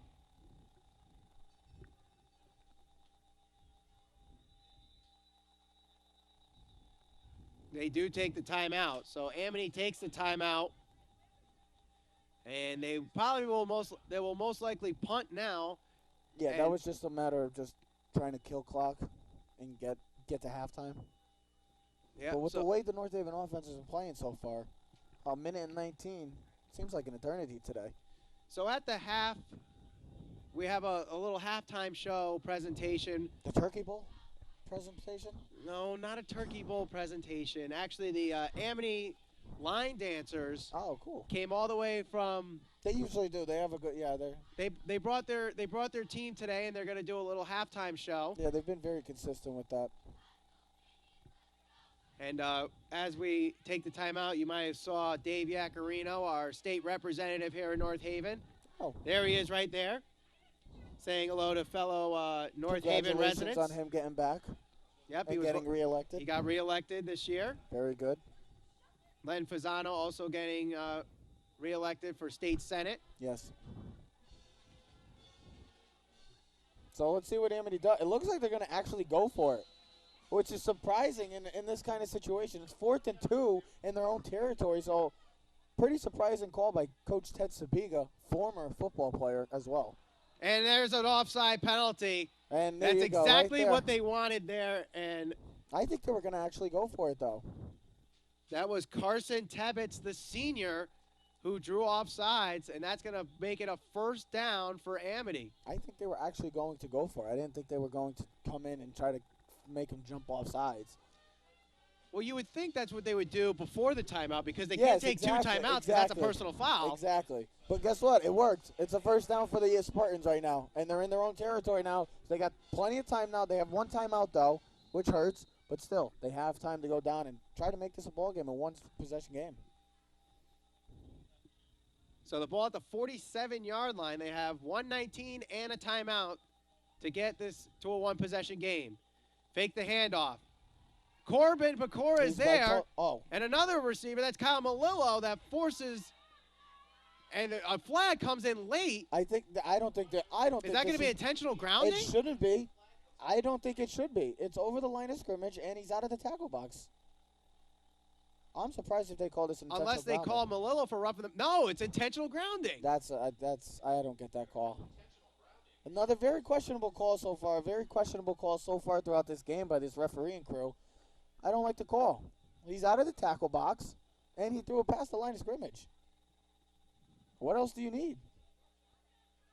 It sets him back 15 yards. Unless the ball went out of bounds before it went to the line of scrimmage. I don't get how it landed past the line of scrimmage, I'll give you that, but it might have went out of bounds before it went out of bounds. But the rules are, if you're out of the tackle box, maybe it's because there was not a receiver, and yeah, but still, he threw it out of bounds. It's a questionable call. That's another questionable call. That one of those calls that you just always scratch your head. You don't know when to throw it. So it'll be 2nd and 20 from huge break for the Indians right now. Boileau will take it himself. Gets hit hard there. He got sandwiched, like an ice cream sandwich right there. And Craig Soma. He might be hurt. Craig Soma and Jack Clapp. But as the quarterback, you should know to be smarter than that than to slide down instead of going and take a hit like that. That's a big hit right there. And you can see that it did affect him. But Amity looks like they might just run the clock now down and go to half, down 15. They'll have to do one more play before the half ends. They do have 4 wide receivers out. And Muse to the left of Boileau. Looks like he's going to waste it all the way down until the back judge raises his hand. That's telling him that there's only 5 seconds left on the play clock. And that's exactly what they're going to do. Muse takes the handoff, and that's it. And that should be halftime unless Coach Agnella calls a timeout, which I do not think so. He won't call the timeout to risk injury. Great half by the Indians. Defensively, really doing a great job of containing Ryan Boileau right now. And Amity's done pretty well fairly of keeping themselves in this game. Not a blow, it's not out of reach, but we have a good second half on the way. It should be a fun one. It was a good first half. I think we'll see another good second half too. We'll take a quick break here and get the halftime stats for you, and also the halftime show brought to you by the Amity Line Dancers. For now, it's 21-6 North Haven leads at the half. You're watching Friday Night Football, Thursday morning edition. Happy Thanksgiving, everybody, on NHTV. Friday Night Football on NHTV is brought to you through the support of North Haven Funeral Home.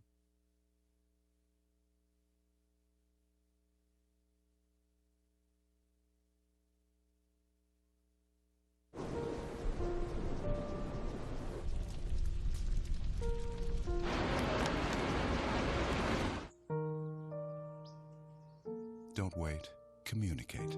Make your emergency plan today. Friday Night Football on NHTV is brought to you through the support of Arnold's Jewelers.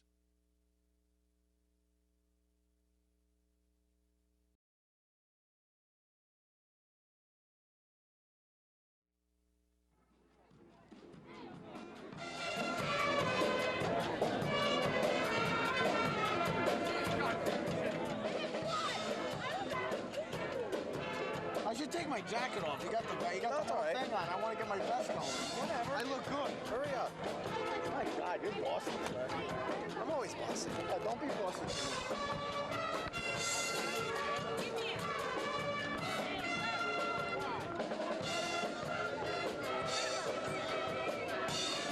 At the half, North Haven leads 21-6. Michael Valenti alongside Trevor Keys for the Turkey Day edition, Thursday morning edition of Friday Night Football on NHTV. It has been an exciting game for North Haven. North Haven, we're seeing the team of old. The tribe has come on defense. The running game is established on offense.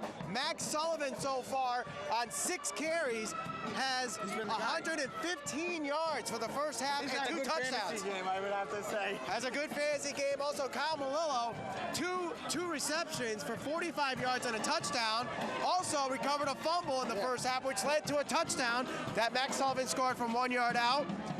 bad news for North Haven, though. We just got word. Tommy Dodge is out for the rest of this game with an injury.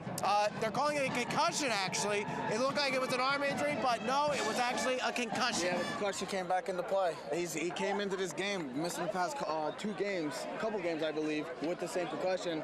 So we will not see Tommy Dodge for the rest of the game. And that hurts North Haven, even though they're up 21-6 on the scoreboard. It still hurts them defensively, special teams-wise, return game, and offensively. Important. But guess what? They got players. They're going to have players. Coach Agnella always has players rotating, so they will be fine. But it is a big loss. The senior captain, too. It's his senior day. You hate to see something like this. It's his last game ever in North Haven. I'm on Mike Vanacore Field, and he's not going to be able to play for the rest of the game. Now, as you mentioned, guys are stepping up.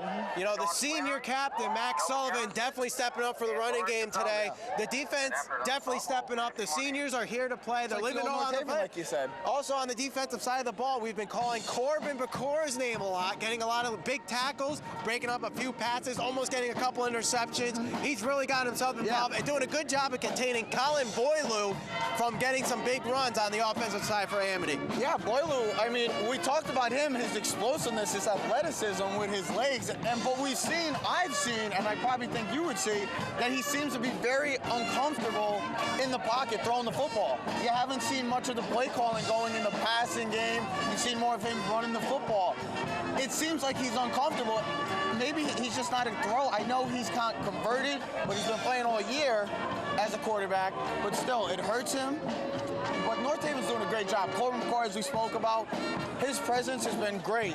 His presence is great so far. I mean, the stats, he doesn't have the 2 picks that it seemed like he had, but still, he's doing a great job defensively. They're getting to the quarterback, stopping the run game. I mean, it's 21-6, but still, North Haven's D has come to play. Their offense has come to play. Run game is finally here. 10 games later, but still, it's here, and that's why you see they're up 21-6 on the scoreboard because of those things. It's getting colder in North Haven, but the Indians are heating up. And the turkey's getting closer to getting feast time. 21-6, North Haven leads. We get ready for the second half here. North Haven starts off with the ball. It's Friday Night Football, Thursday morning edition Turkey Bowl on NHTV.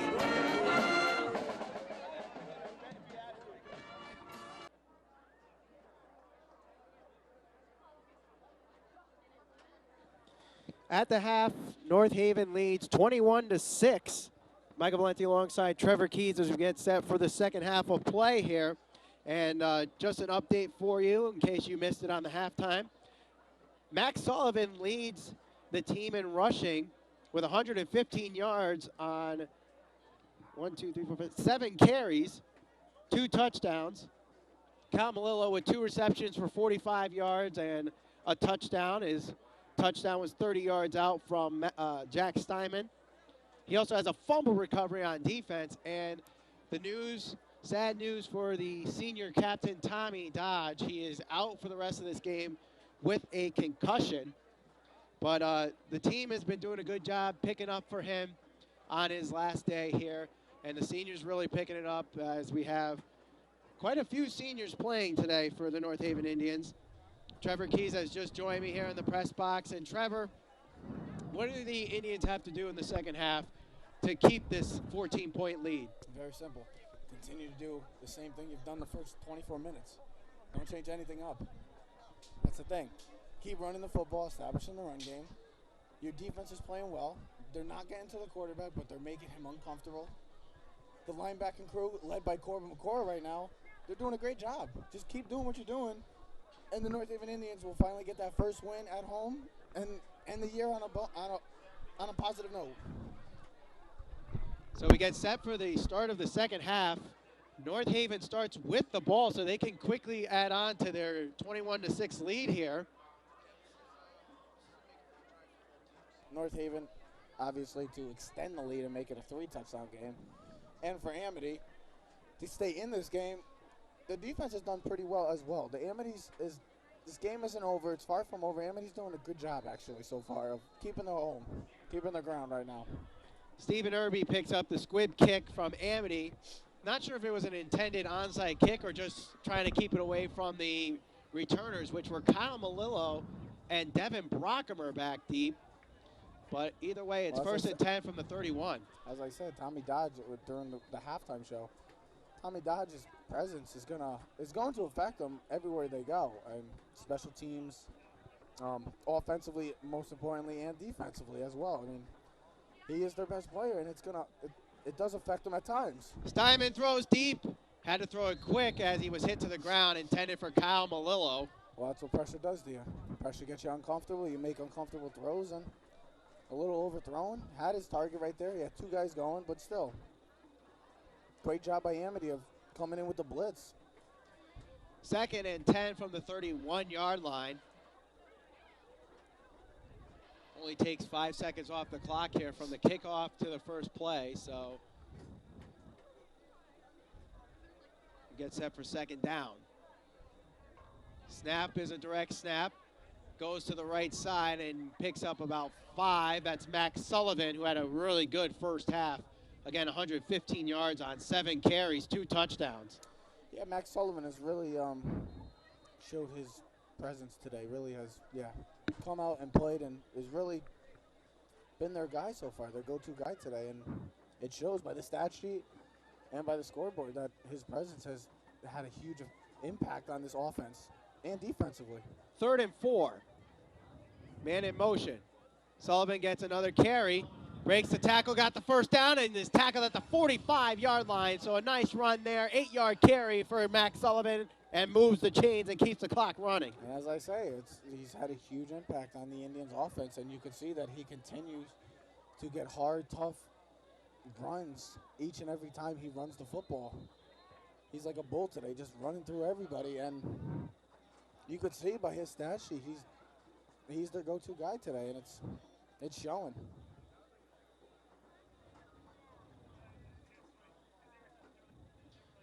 So after the run from Max Sullivan, we have a 1st and 10 from the 46-yard line. Steinman in shotgun formation. Sullivan gets the snap and hands it off to Brockemer. Gets around the edge. He's only got 2 tacklers in front of him. He's got the first down. A little extra pushed out just shy of the 40-yard line. A nice run there from Brockemer. There's always some thunder. You always start with the lightning, and there's your lightning There's your lightning today. You got the Thunder and Max Sullivan. You got the Lightning and Devin Brockemer right now. The speedster. Had the defender on, give him a little shimmy right there. And he has a first down for the Indians. Another one. Indians are just run game. 2 rushes for 28 yards for Brockemer, who's filled in nicely for Tom Dodge. The run game is like of old. Sullivan up the middle, gets around the tackler. He's going to break free. That's another touchdown for Max Sullivan. That is 1, 2, 3 touchdowns for the Indians and Max Sullivan. Yep, he's going just, that's just the way the game has been going so far for the North Haven Indians. Giving the ball to number 42, and he's going to do his thing. And that's how you end your senior day. There's no other way you want to end your senior day than with an emphatic game like this so far. Max Sullivan having a heck of a day, running the football defensively. He's a one-man band right now, and a one-man wrecking crew for this Indians team. Colin Finkel will He's got 19 points. Kick the extra point. By himself, he's got 19 points. He does. He's having a heck of a game. So with the touchdown from Max Sullivan, 40 yards out, North Haven has a 28-6 lead with 10:48 to go in the third. You're watching Friday Night Football Thursday morning edition on NHTV. Friday Night Football on NHTV is brought to you through the support of Forget Me Not Full Service Flower Shop.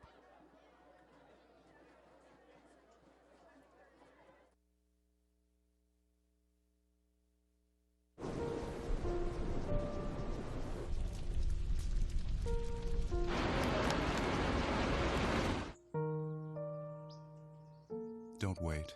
Communicate. Make your emergency plan today. Friday Night Football on NHTV is brought to you through the support of HB Communications.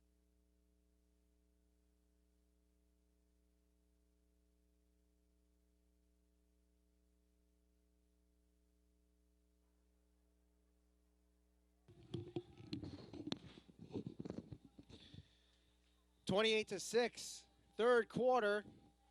Colin Finkel with a nice kick there, and will be returned by Singleton.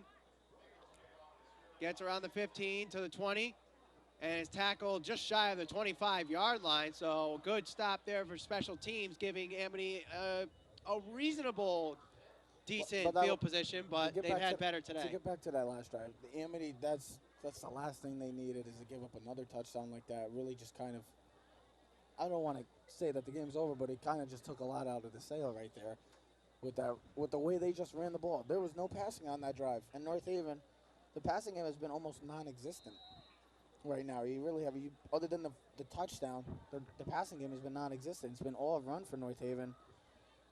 And like we said, it's been like the North Haven of old, just running the football right down your throat. And if you stop us, then keep doing it, then try your best. And tackle behind the line of scrimmage there. That was Corbin Pecora again on the defensive side of the ball with the loss.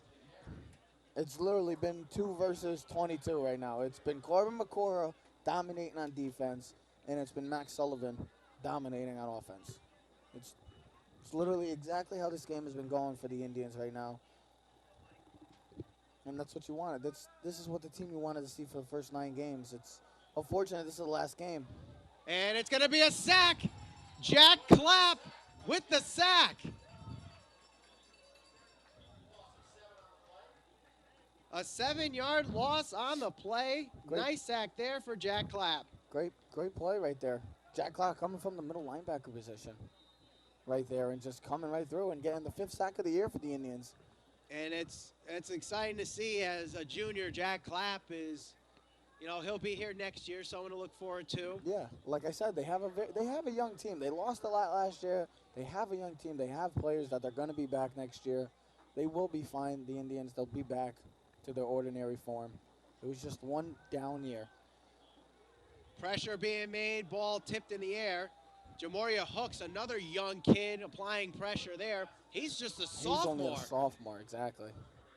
And that's the thing. Boileau just has been uncomfortable when trying to pass the football, and you've seen that they're trying to get him to throw the football. It's just there hasn't been much success throughout this game so far. And it's unfortunate because he's a good athlete. It just seems like it's just not his day right now. Brockemer back deep to return the punt.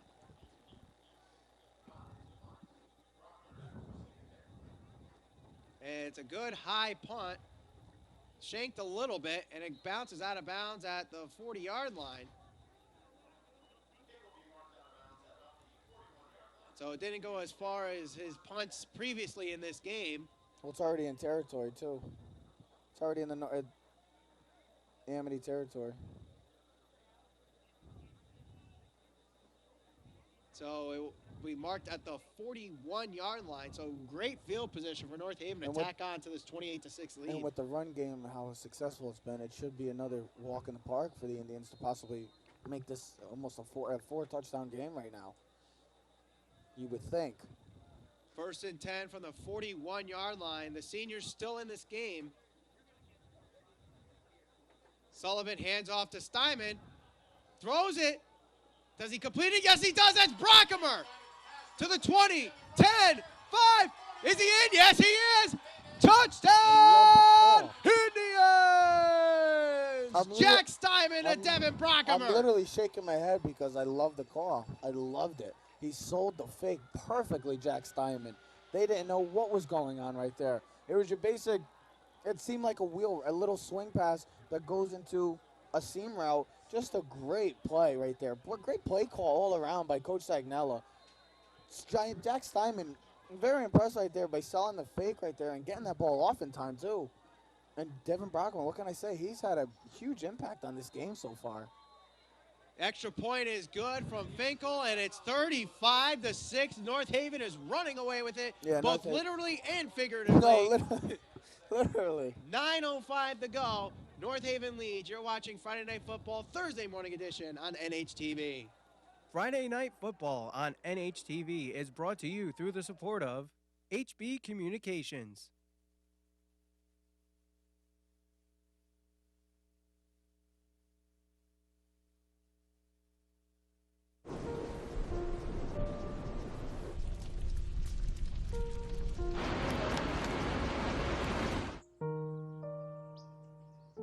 Don't wait. Communicate. Make your emergency plan today. Friday Night Football on NHTV is brought to you through the support of North Haven Funeral Home.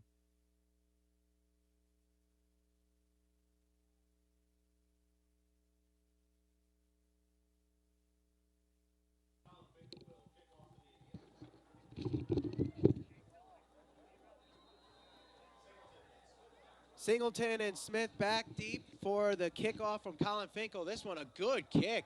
He's really Will be returned from the 1-yard line.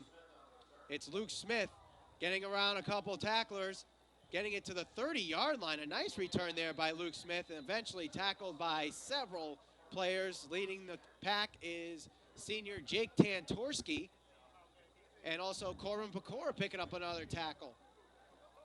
He's got himself like 8 or 9 tackles today. He's had a ball game. He's had a good game. He's doing well, stuffing the run, playing the pass, playing in the flat. He's doing a great job all around. Very impressed with the way Corbin Pecora is playing. And that's another junior that we can look forward to next year, being a senior.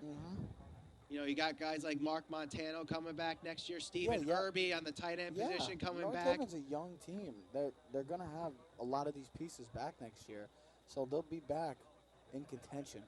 It's just a down year. That's it. Muse gets a carry, first hit by another senior. That's Paul Murray.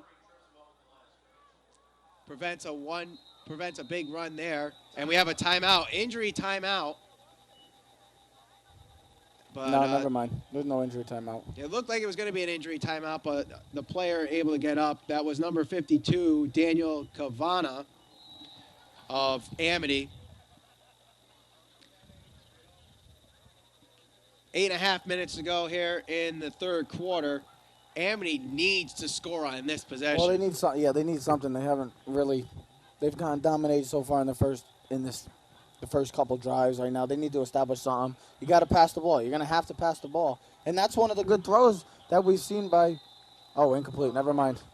See, as I said, Boileau has gotten the ball. When he throws the ball and he gets it out to his receivers, he's getting it there. His receivers aren't helping him out. That's 3 or 4 drops that I've seen today that go into big chunk of yards that they're not getting because these receivers are dropping, so they're not helping him out. Max Sullivan, the player that forced the incompletion there, so doing some stuff on the defensive side of the ball as well to go on with his great running game today.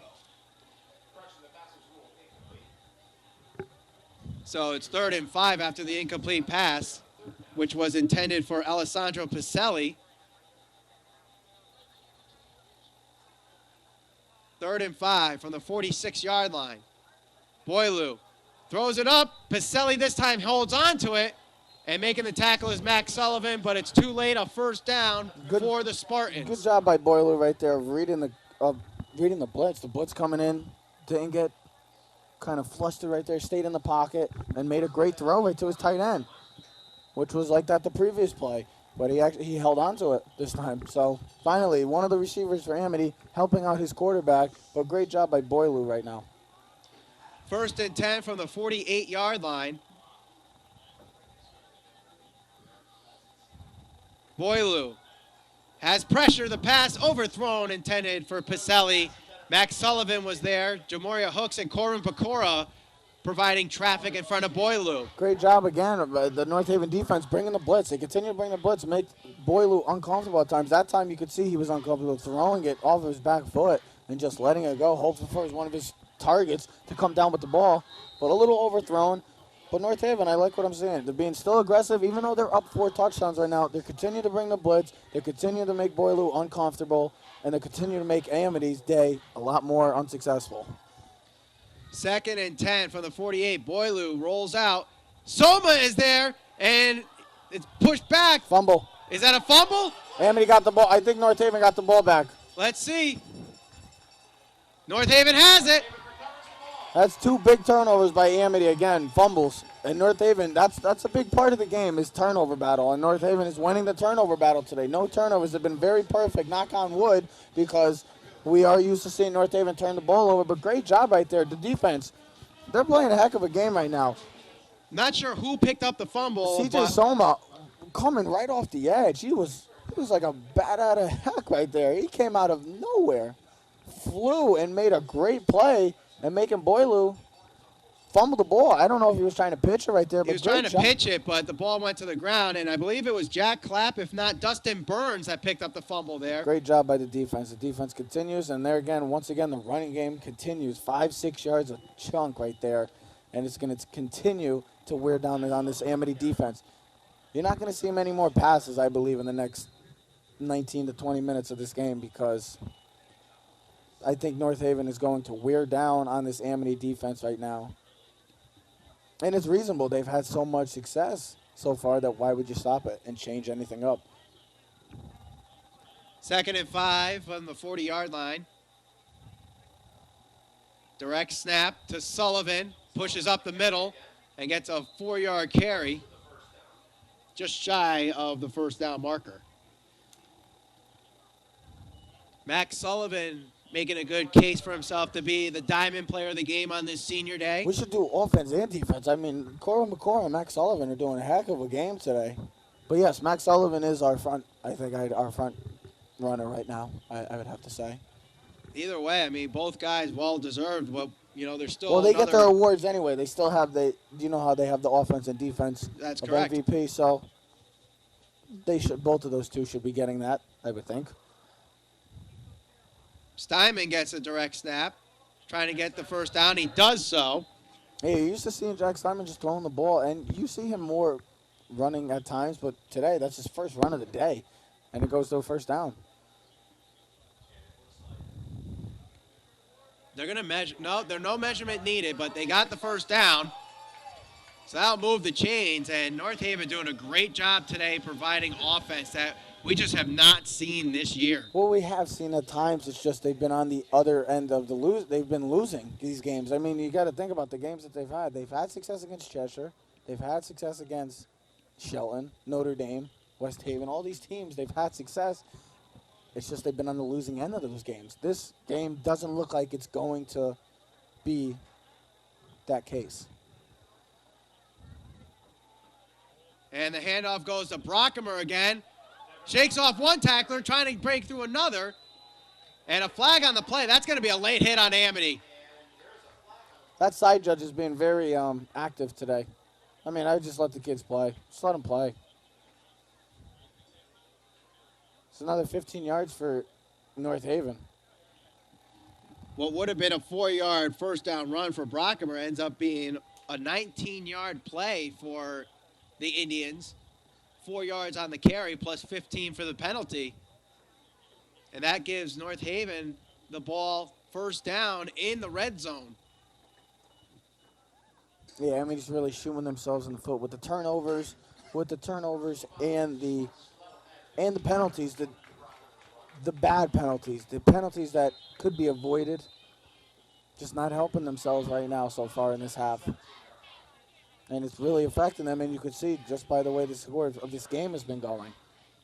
So 1st and 10 from the 18-yard line, man in motion. Sullivan fakes the reverse, takes it himself. Remember at one point in this game it was 7-6? It was. It was 7-6 back in the first quarter, and throughout this game, and North Haven just opened it up, running the football with just big run plays. So it'll be 2nd and 6 after the 4-yard run from Max Sullivan. 5 minutes to go here in the third quarter. North Haven leads 35-6 inside the red zone after a 15-yard penalty against Amity. It's 2nd down and 6. Sullivan and Steinman behind center. Brockemer in motion. They fake the reverse again. Sullivan finds a hole in the middle, and he's going to find touchdown number 4. Touchdown, Indians! Max Sullivan, what a game. What a game for this young man. There's 4 touchdowns. I wish I had 4 touchdowns. That'd be awesome. Have you ever had a 4-touchdown game? No, the most I've ever had was 2, I believe. I think. 2 or 3. But yes, that's awesome. 4 touchdowns in a game. Put him on my fantasy team. I need him. We're getting down to crunch time. I need a big running back. Add to my great running back collection I have right now. But still, yeah, great job, Max Sullivan, really just dominating. And that might have sealed the deal for our player of the game, possibly, for giving it to Max Sullivan. It might be. He's making it look easy today, Michael. He is. 4:39 to go in the third quarter. North Haven leads 42-6. You're watching Friday Night Football, Thursday morning edition on NHTV. Turkey Bowl. Friday Night Football on NHTV is brought to you through the support of North Haven Funeral Home. All right, Doug, where on the right side of the board? Oh, Rob's here. Rob's back, so he'll show you where it is to switch.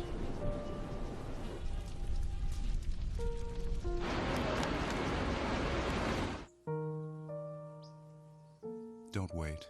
Communicate. Make your emergency plan today. Friday Night Football on NHTV is brought to you through the support of Arnold's Jewelers.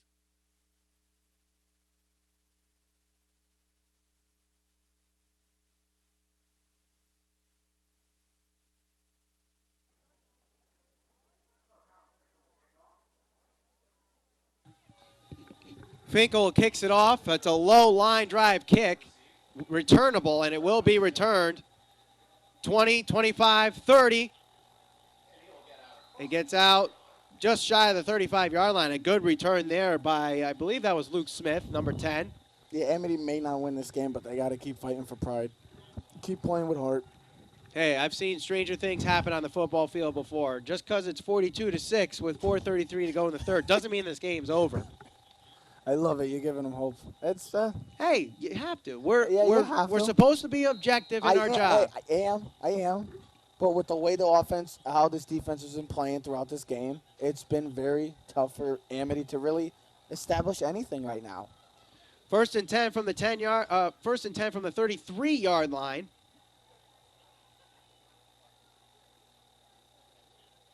Blitz coming. The screen is complete, but no, they shake off a couple tacklers and ends up being a gain instead of a loss. Bad tackle. That's the first missed tackle I've actually seen today. I haven't said that. I usually say that at least a couple times during these games, but this is the first time I'm saying it. So North Haven's done a good job of tackling as well, and besides that one play, they've done pretty exceptional with the tackling so far. So instead of it being a loss of 2, it ends up being a gain of 4. So 2nd and 6 from the 37-yard line.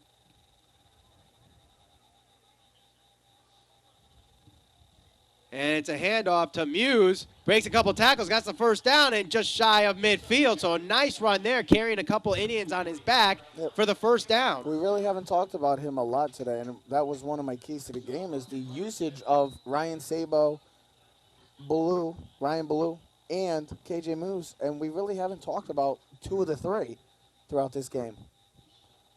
Muse, another carry there. Carrying more Indians on his back. He gets past the 45-yard line and will be marked at the 43.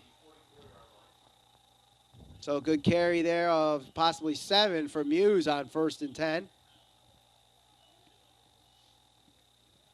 And it'll be 2nd and 4 as it's officially marked at the 44-yard line. So a 6-yard carry there for Muse. I mean, he's doing a good job of running the football. I mean, that's where they've had most of their success today, is running the football. And they're getting the involvement of KJ Muse in this game. 2nd and 4. Another handoff to Muse. He's got the first down and dives just shy of the 35. And I'm surprised they haven't used him much more, because these past 3 runs that we've seen, he's getting big chunks of yards. And I'm surprised that they didn't use him as much. We could be talking about a different outcome if they used him in this game a little more. Now that it's 42-6, they're starting to use him a lot more, which is, I'm confused as to why they decided to finally give him the ball now.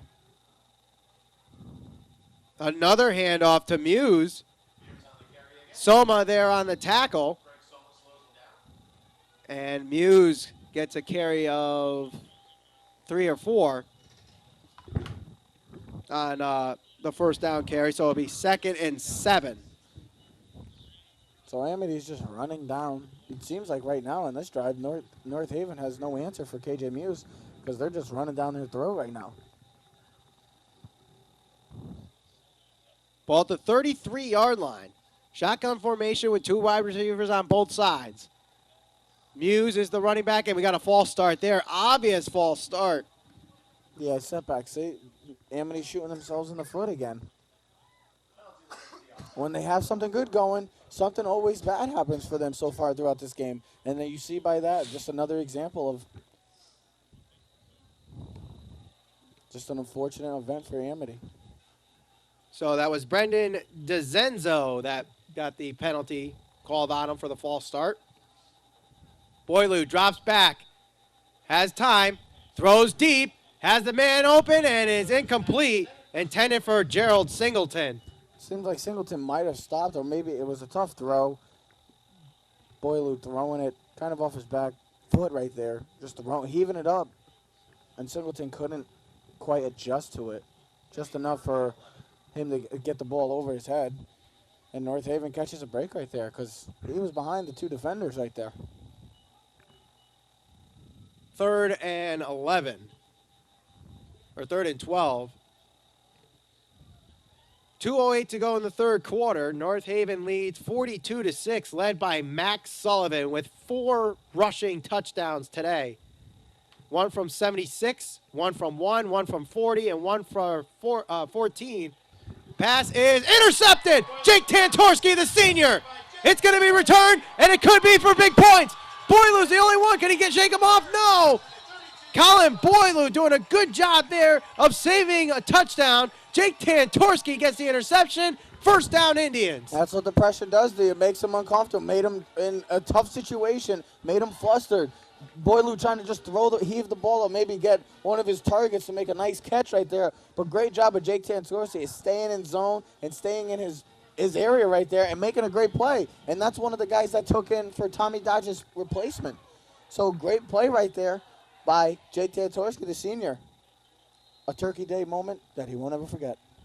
And it looks like they are bringing some of the reserves in. Behind center right now is Brendan Ziax. And Jamoria Hooks, who got the snap, spins around, takes it up the middle, and gets about 8 yards on the play. As we are under 2 minutes to go here in the third quarter.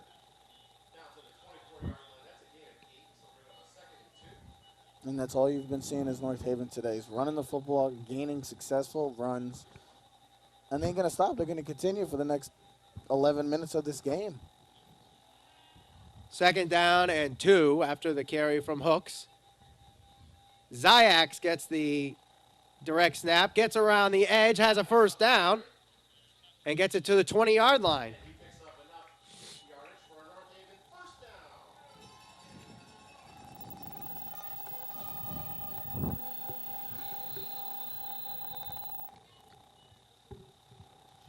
So a good way to celebrate a day of thanks for North Haven, their senior day. Leading this one 42-6. Look like they might be on their way to getting their first win. Their first win at home. At home, yes. I'm sorry. They have 3 wins this year. They all came on the road. Hooks gets the carry. Nice block there. Great block by Zach Orth right there.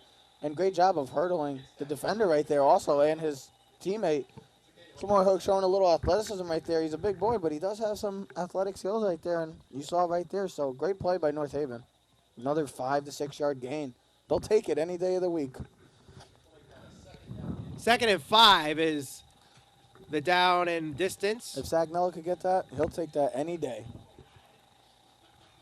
Behind center now is the sophomore, Seamus Meehan. Seamus, what a name. He takes the snap, and he'll be stopped for a loss. By a bunch of Spartans. It's the Spartans versus his tribe. And that will be the final play of the third quarter. North Haven is 12 minutes away from clinching. Scoring 21. Had a huge third quarter there, and they're 12 minutes away from clinching their first win of the season at home. You're watching North Haven Friday Night Football, Thursday morning edition on NHTV.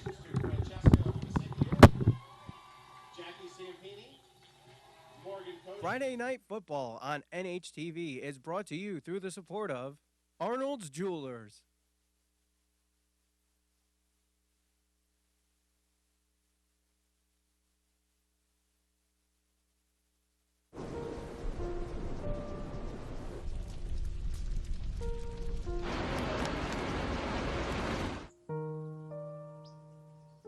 Don't wait. Communicate. Make your emergency plan today. Friday Night Football on NHTV is brought to you through the support of Forget Me Not Full Service Flower Shop.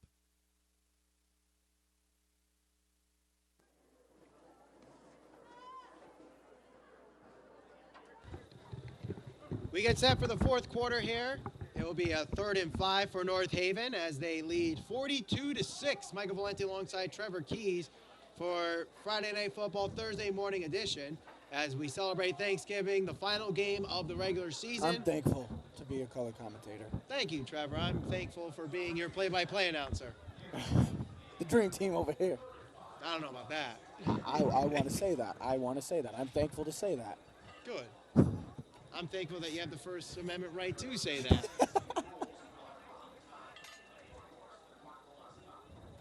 So they just announced, because of the lead at 42-6, it will be running time. Yeah, no time down except the touchdowns and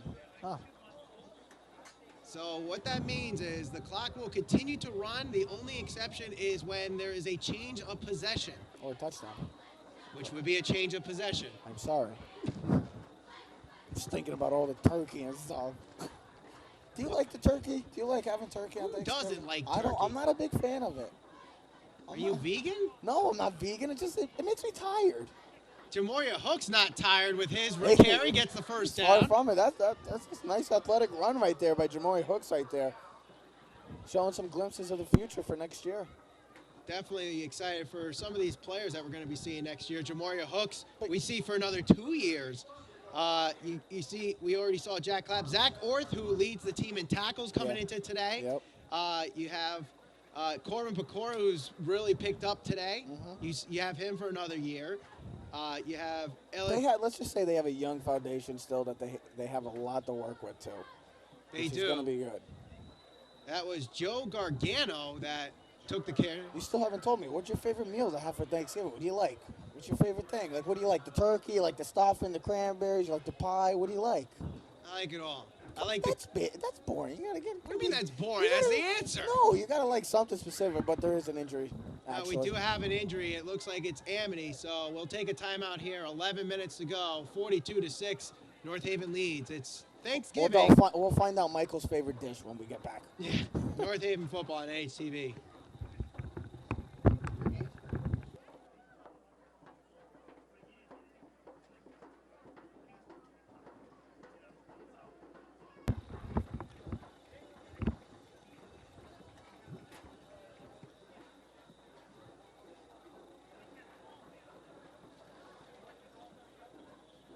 So Daniel Cavana, the freshman, number 52, was the injured player there as he walks off the field. I'm still wanting to know. What is your favorite dish? I mean, my favorite food is mashed potatoes. Like what kind? Regular mashed potatoes?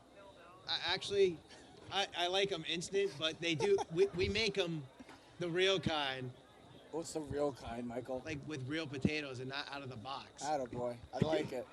Get it right from start. There you go.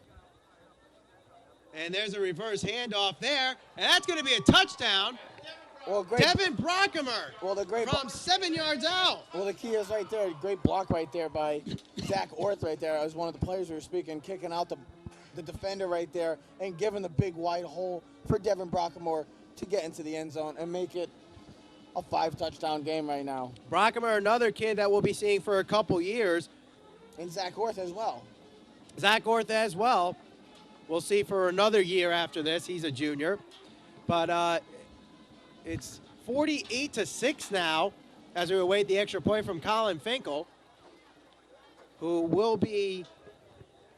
is a senior. He'll be graduating this year, so North Haven will have to find a new kicker next year.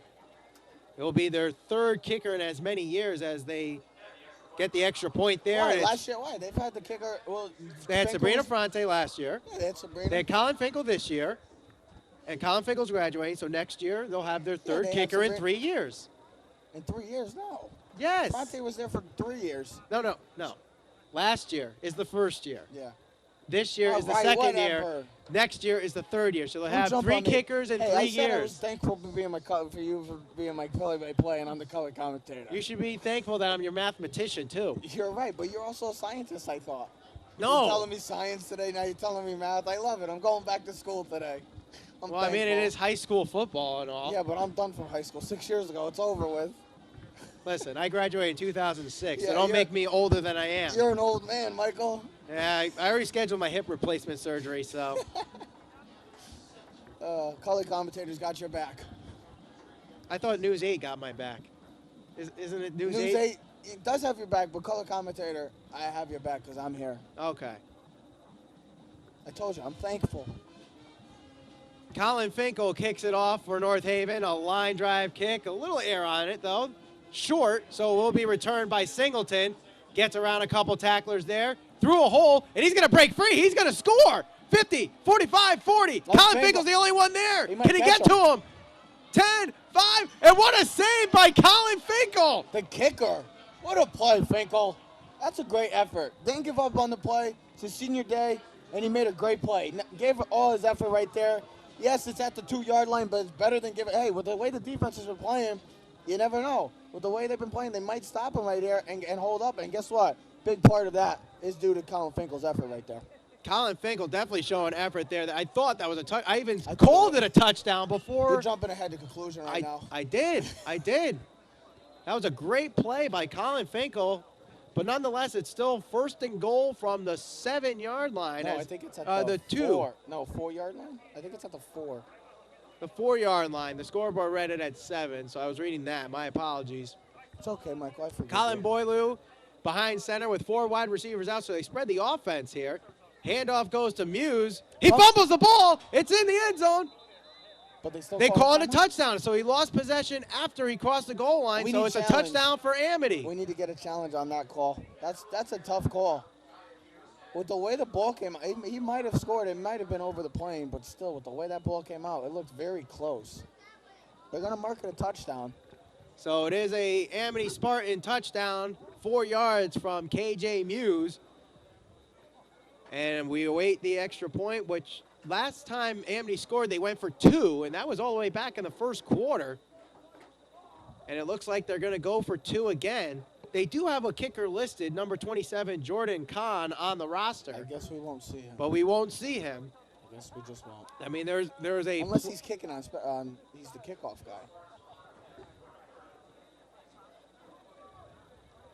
And the handoff to Smith is... I think he just got it. Max Sullivan was there, but just too late. So it is a 2-point conversion. Oh, it's good for Amity. Nice job by Amity right there. The return does help, but still, nice play. Nice drive. Showing heart, showing pride. 9:45 to go here in the 4th quarter. North Haven leads 49-14. You're watching Friday Night Football, Thursday morning edition on NHTV. Friday Night Football on NHTV is brought to you through the support of Forget Me Not Full Service Flower Shop.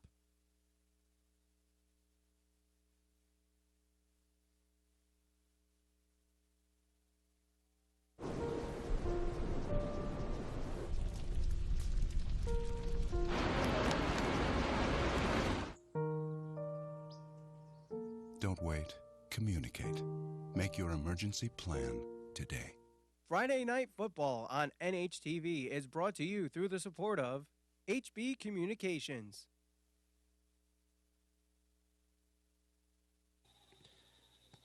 $9:45 to go here in the 4th quarter. 49-14, North Haven leads. The Spartans finally score a touchdown. Jordan Kahn will kick it off for Amity. It's been a long time. And it's a low kick. Return.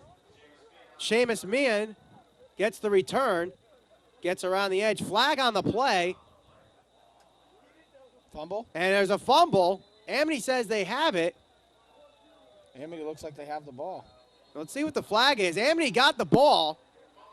So we'll see if the flag does anything to the fumble recovery for Amity, but I believe the flag will be against North Haven. We'll see. Could be one of those illegal blocks. Yep, it was against North Haven, will be declined, so Amity gets the ball.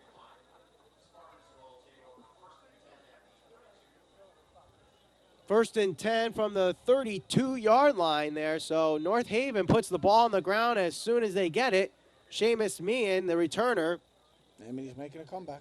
A little mini comeback right now.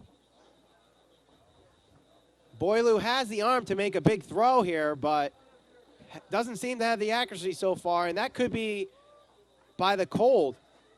Boileau dodges a tackler, misses a couple others, and eventually gets to the 30-yard line, so a carry of about 2 or 3 yards on first down.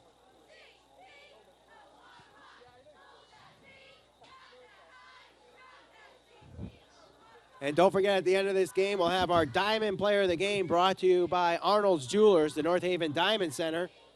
Do we have an idea of who that may be? I mean, it could be anybody. You have Corbin Bacora that's doing a great job defensively. You have Max Sullivan doing a great job offensively. Handoff goes to Luke Smith, and he stopped at the line of scrimmage. And a man is down, whoever the tackler was. That was a Max Sullivan who got in on the tackle.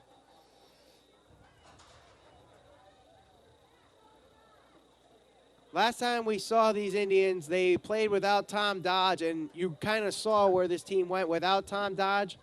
Today's a different story. They definitely picked their game up after Tom Dodge was out. He left the game with a concussion injury. And Max Sullivan, Devin Brockham are doing a great job in this Danny Woodhead-esque role that he has. I like that comparison. It's nice. That was a nice comparison. Muse gets the handoff and goes between the tackles.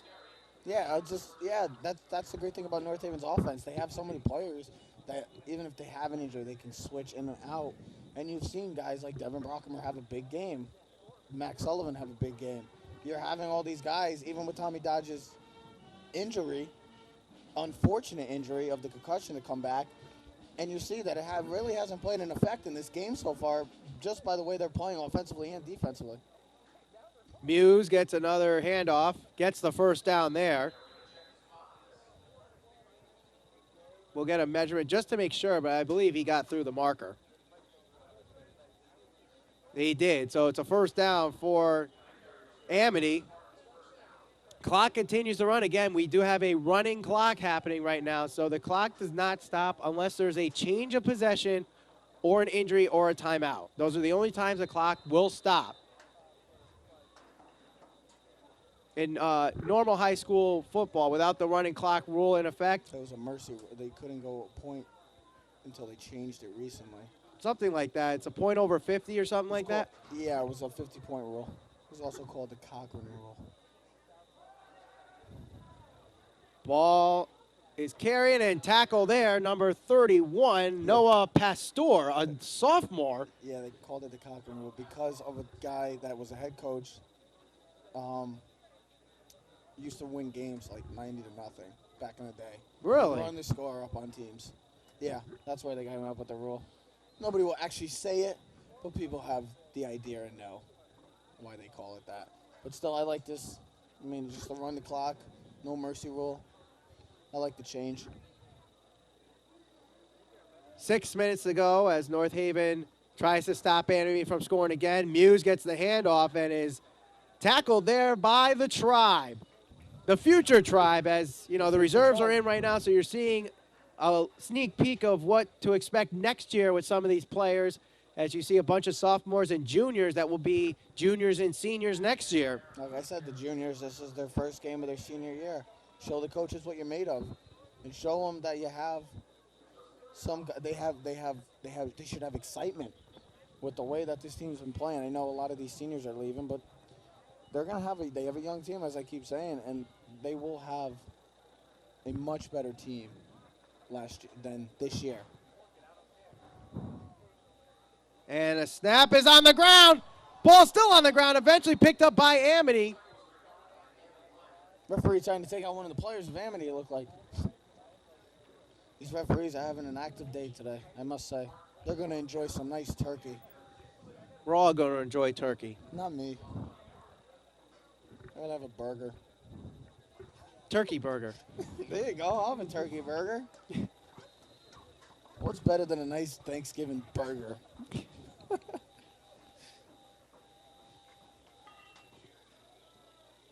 4th and 4, Amity will go for it at the 17-yard line.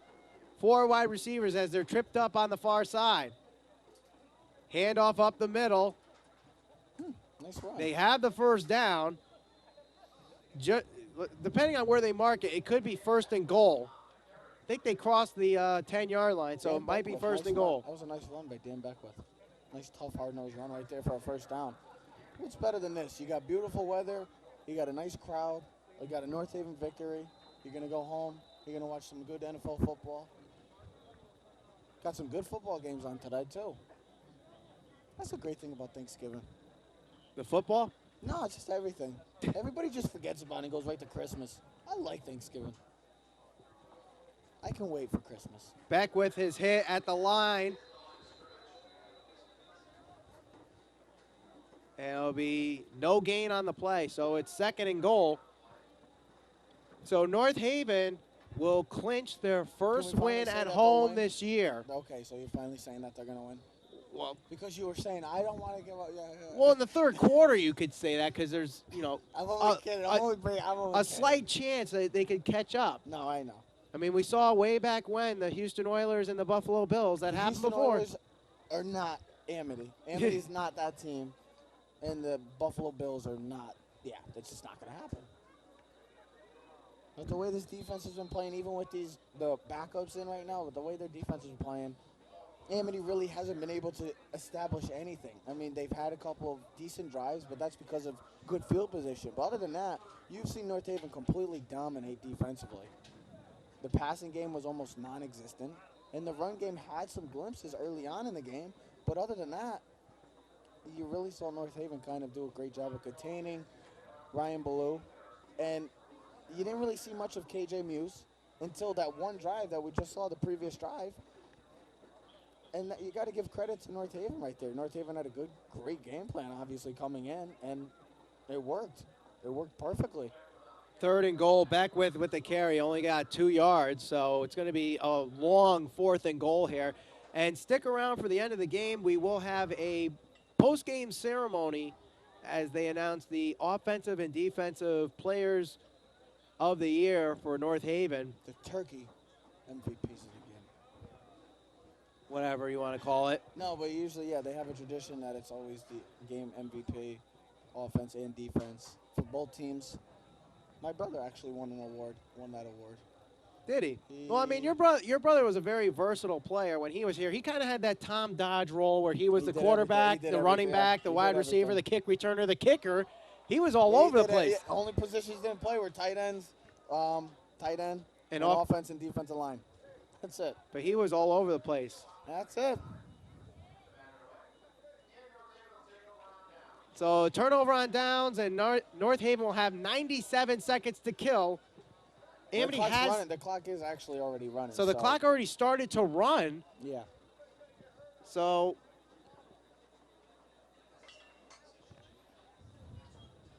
only score and timeouts is we were corrected. So thank you for that. The correction. You were wrong again, Ernie. I was wrong again, Ernie. So it will be victory formation for North Haven, and Jack Steinman comes back into the game to take the knee one last time at Mike Vanacore Field. He takes the knee. He'll probably have to take one more knee here. As our good friend Marv from Rookie of the Year said, to North Haven, let's play some ball. They came to play some ball today. And you could tell by the way this game played out. It started off a little slow. It was a good game. Amity held their ground, but North Haven just a little more talented team and really just put it on them in the second half, especially in the 3rd quarter.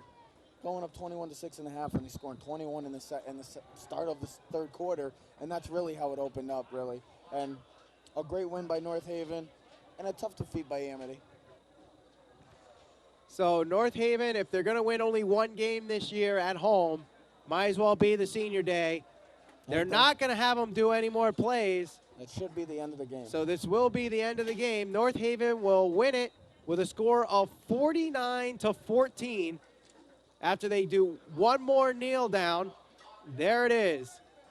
Jack Steinman nails it. Clock runs out. North Haven wins for the first time at home this year, 49-14.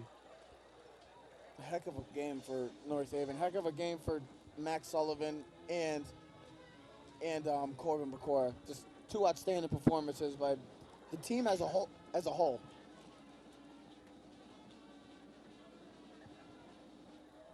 So again, North Haven wins 49-14. The teams will line up in showing good sportsmanship, greeting them a good season. See you next Thanksgiving. Who? You gonna see me next Thanksgiving? You don't want to see me anymore? I thought I was thankful. I'm talking about them. I'm only kidding. We'll take a quick break. When we come back, it will be the post-game ceremony as we announce the offensive and defensive players of the games. And we'll have our diamond player of the game brought to you by Arnold's Jewelers. It's Friday Night Football, Thursday morning edition on NHTV. Friday Night Football on NHTV is brought to you through the support of HB Communications.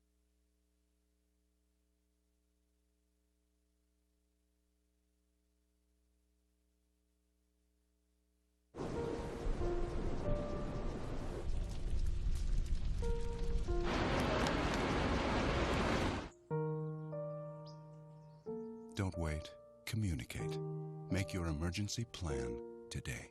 Friday Night Football on NHTV is brought to you through the support of North Haven Funeral Home.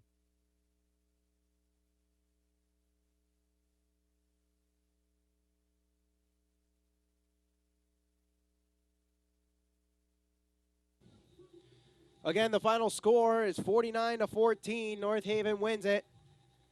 We're getting set for the post-game ceremony. Michael Valenti alongside Trevor Keys. And, I mean, it was a great game for North Haven. This is the team that we have known to see the last couple of years that we just did not see this year. That's exactly what you just said. You couldn't have said it any better. The run game they came to play, North Haven as a whole. The running game was great, really dominated from the start. It was a focal point of the offense. And that's what North Haven is. They're a run-heavy team, and that's what they did. Coach Agnella had the right game plan. Defensively, they had the right game plan as well. Great job defensively, getting to the ball, causing turnovers, causing havoc, and making Amity and their players uncomfortable in situations. And that's what you can see by the score of this game. It was just a great job all around by North Haven. Coaching, special teams, offense, defense. A great way to end the season with a rival victory and their first win at home on Thanksgiving Day. They finished the season 4-6 in their first. Not the season you want, but still. But it's their first season going up into a new division. But there's always going to be bumps in the roads. That's the thing. There's always going to be bumps in the roads. It's how you overcome those. And North Haven will be fine. They got a great coaching staff. They'll be back next year. It's just a one-year little bump. That's it.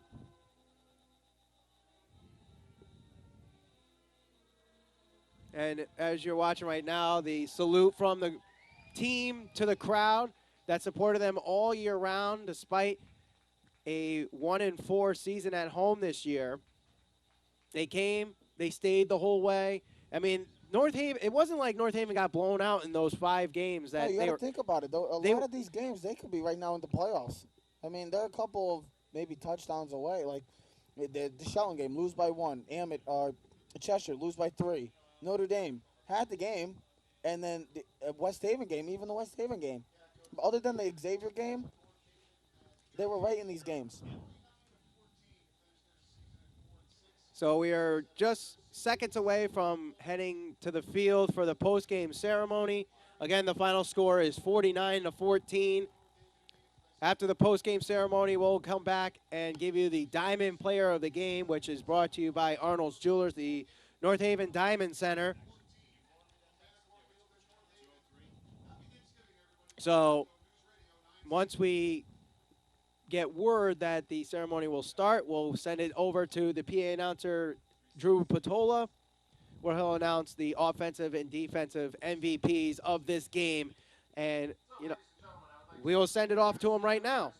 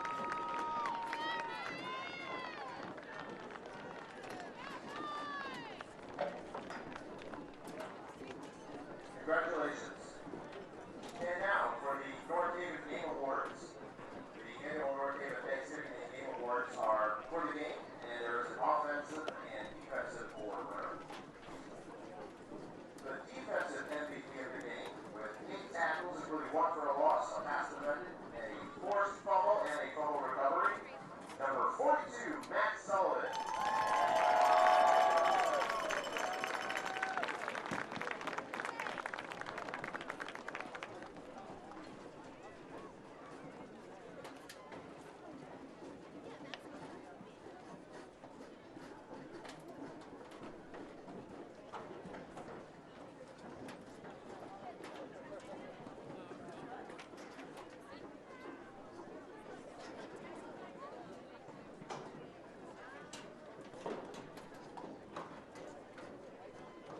And the offensive MVP with 146 yards through the air and 2 touchdowns, number 12, Jack Steinman.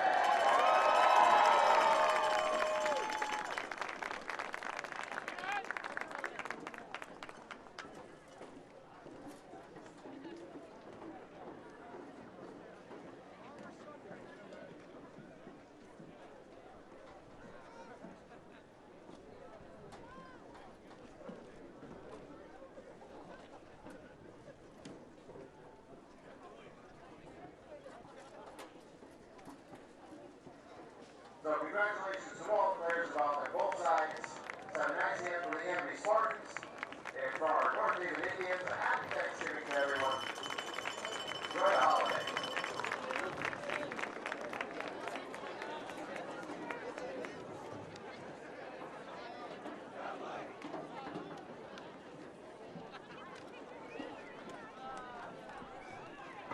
Friday Night Football on NHTV is brought to you through the support of North Haven Funeral Home.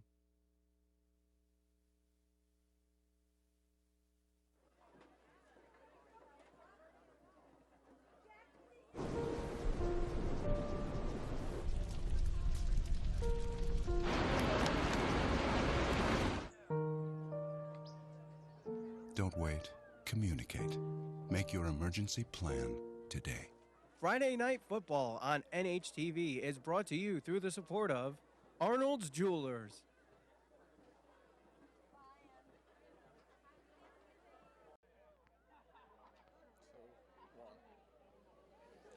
The final score here on Thanksgiving, 49-14. North Haven wins big on Senior Day. They got the win. They got their win, their first win at Mike Vanacore Field this season. Michael Valenti alongside Trevor Keys for the post-game show and announcing our Diamond Player of the Game.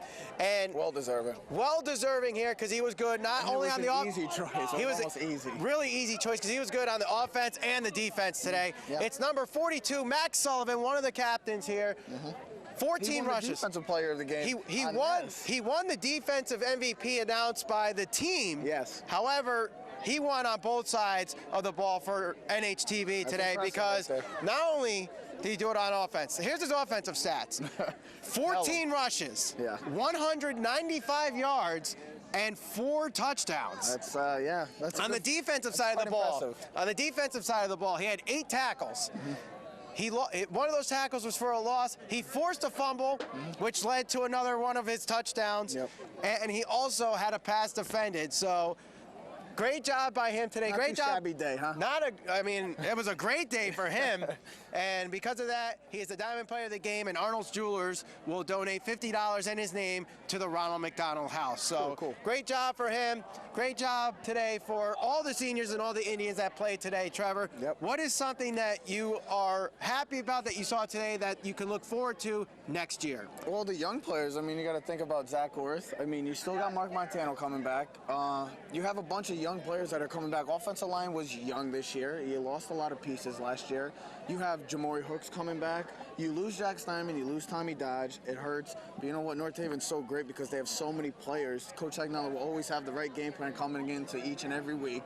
You have young players, you have a good coaching staff. It's all going to fall into pieces. It's one little bump in the road. Rome wasn't built on one day. Don't worry. North Haven is going to still be there. Just give it a year. It's a bump in the road. It happens. You just have to overcome them. They had a tough schedule. They have a new schedule. They did pretty well. They were in every game this year. They lost. They lost most of them. but they end on a good note. And you saw a lot of these players that played this game and backups, guess what? They did pretty well for themselves. I was impressed all around, offensively, defensively, special teams-wise, coaching. I was impressed by everything. It was just an all-around game, and that's the North Haven we're used to seeing. Running the football, getting to the ball, the tribe came to play. It's like the old North Haven. It's just one year. That's it. I'm not freaking out. Nobody should be freaking out. And people don't think, oh, because North Haven went 4-6, that they got to go back down to Tier 2. No, don't worry about it. They'll be fine. They're going to be perfectly fine. And you'll see next year. Now, this year was not the year they anticipated. They finished the season 4-6, Yep. but it was still a fun season, Trevor. I enjoyed doing play-by-play with you this year. It was a pleasure again. Looking forward to next we year. did our first playoff game ever at home, and this year we got to do a Thanksgiving game. It was awesome. I'm thankful, like I said. I'm thankful. It was a good time. It was a great year. We'll be back next year. We will Ready be to back. go. We will be back next year. Happy Thanksgiving to you and your family. Happy Turkey Day, everyone. It has been a fun season, and we look forward to next year. Until then, so long from Mike Vanacore Field.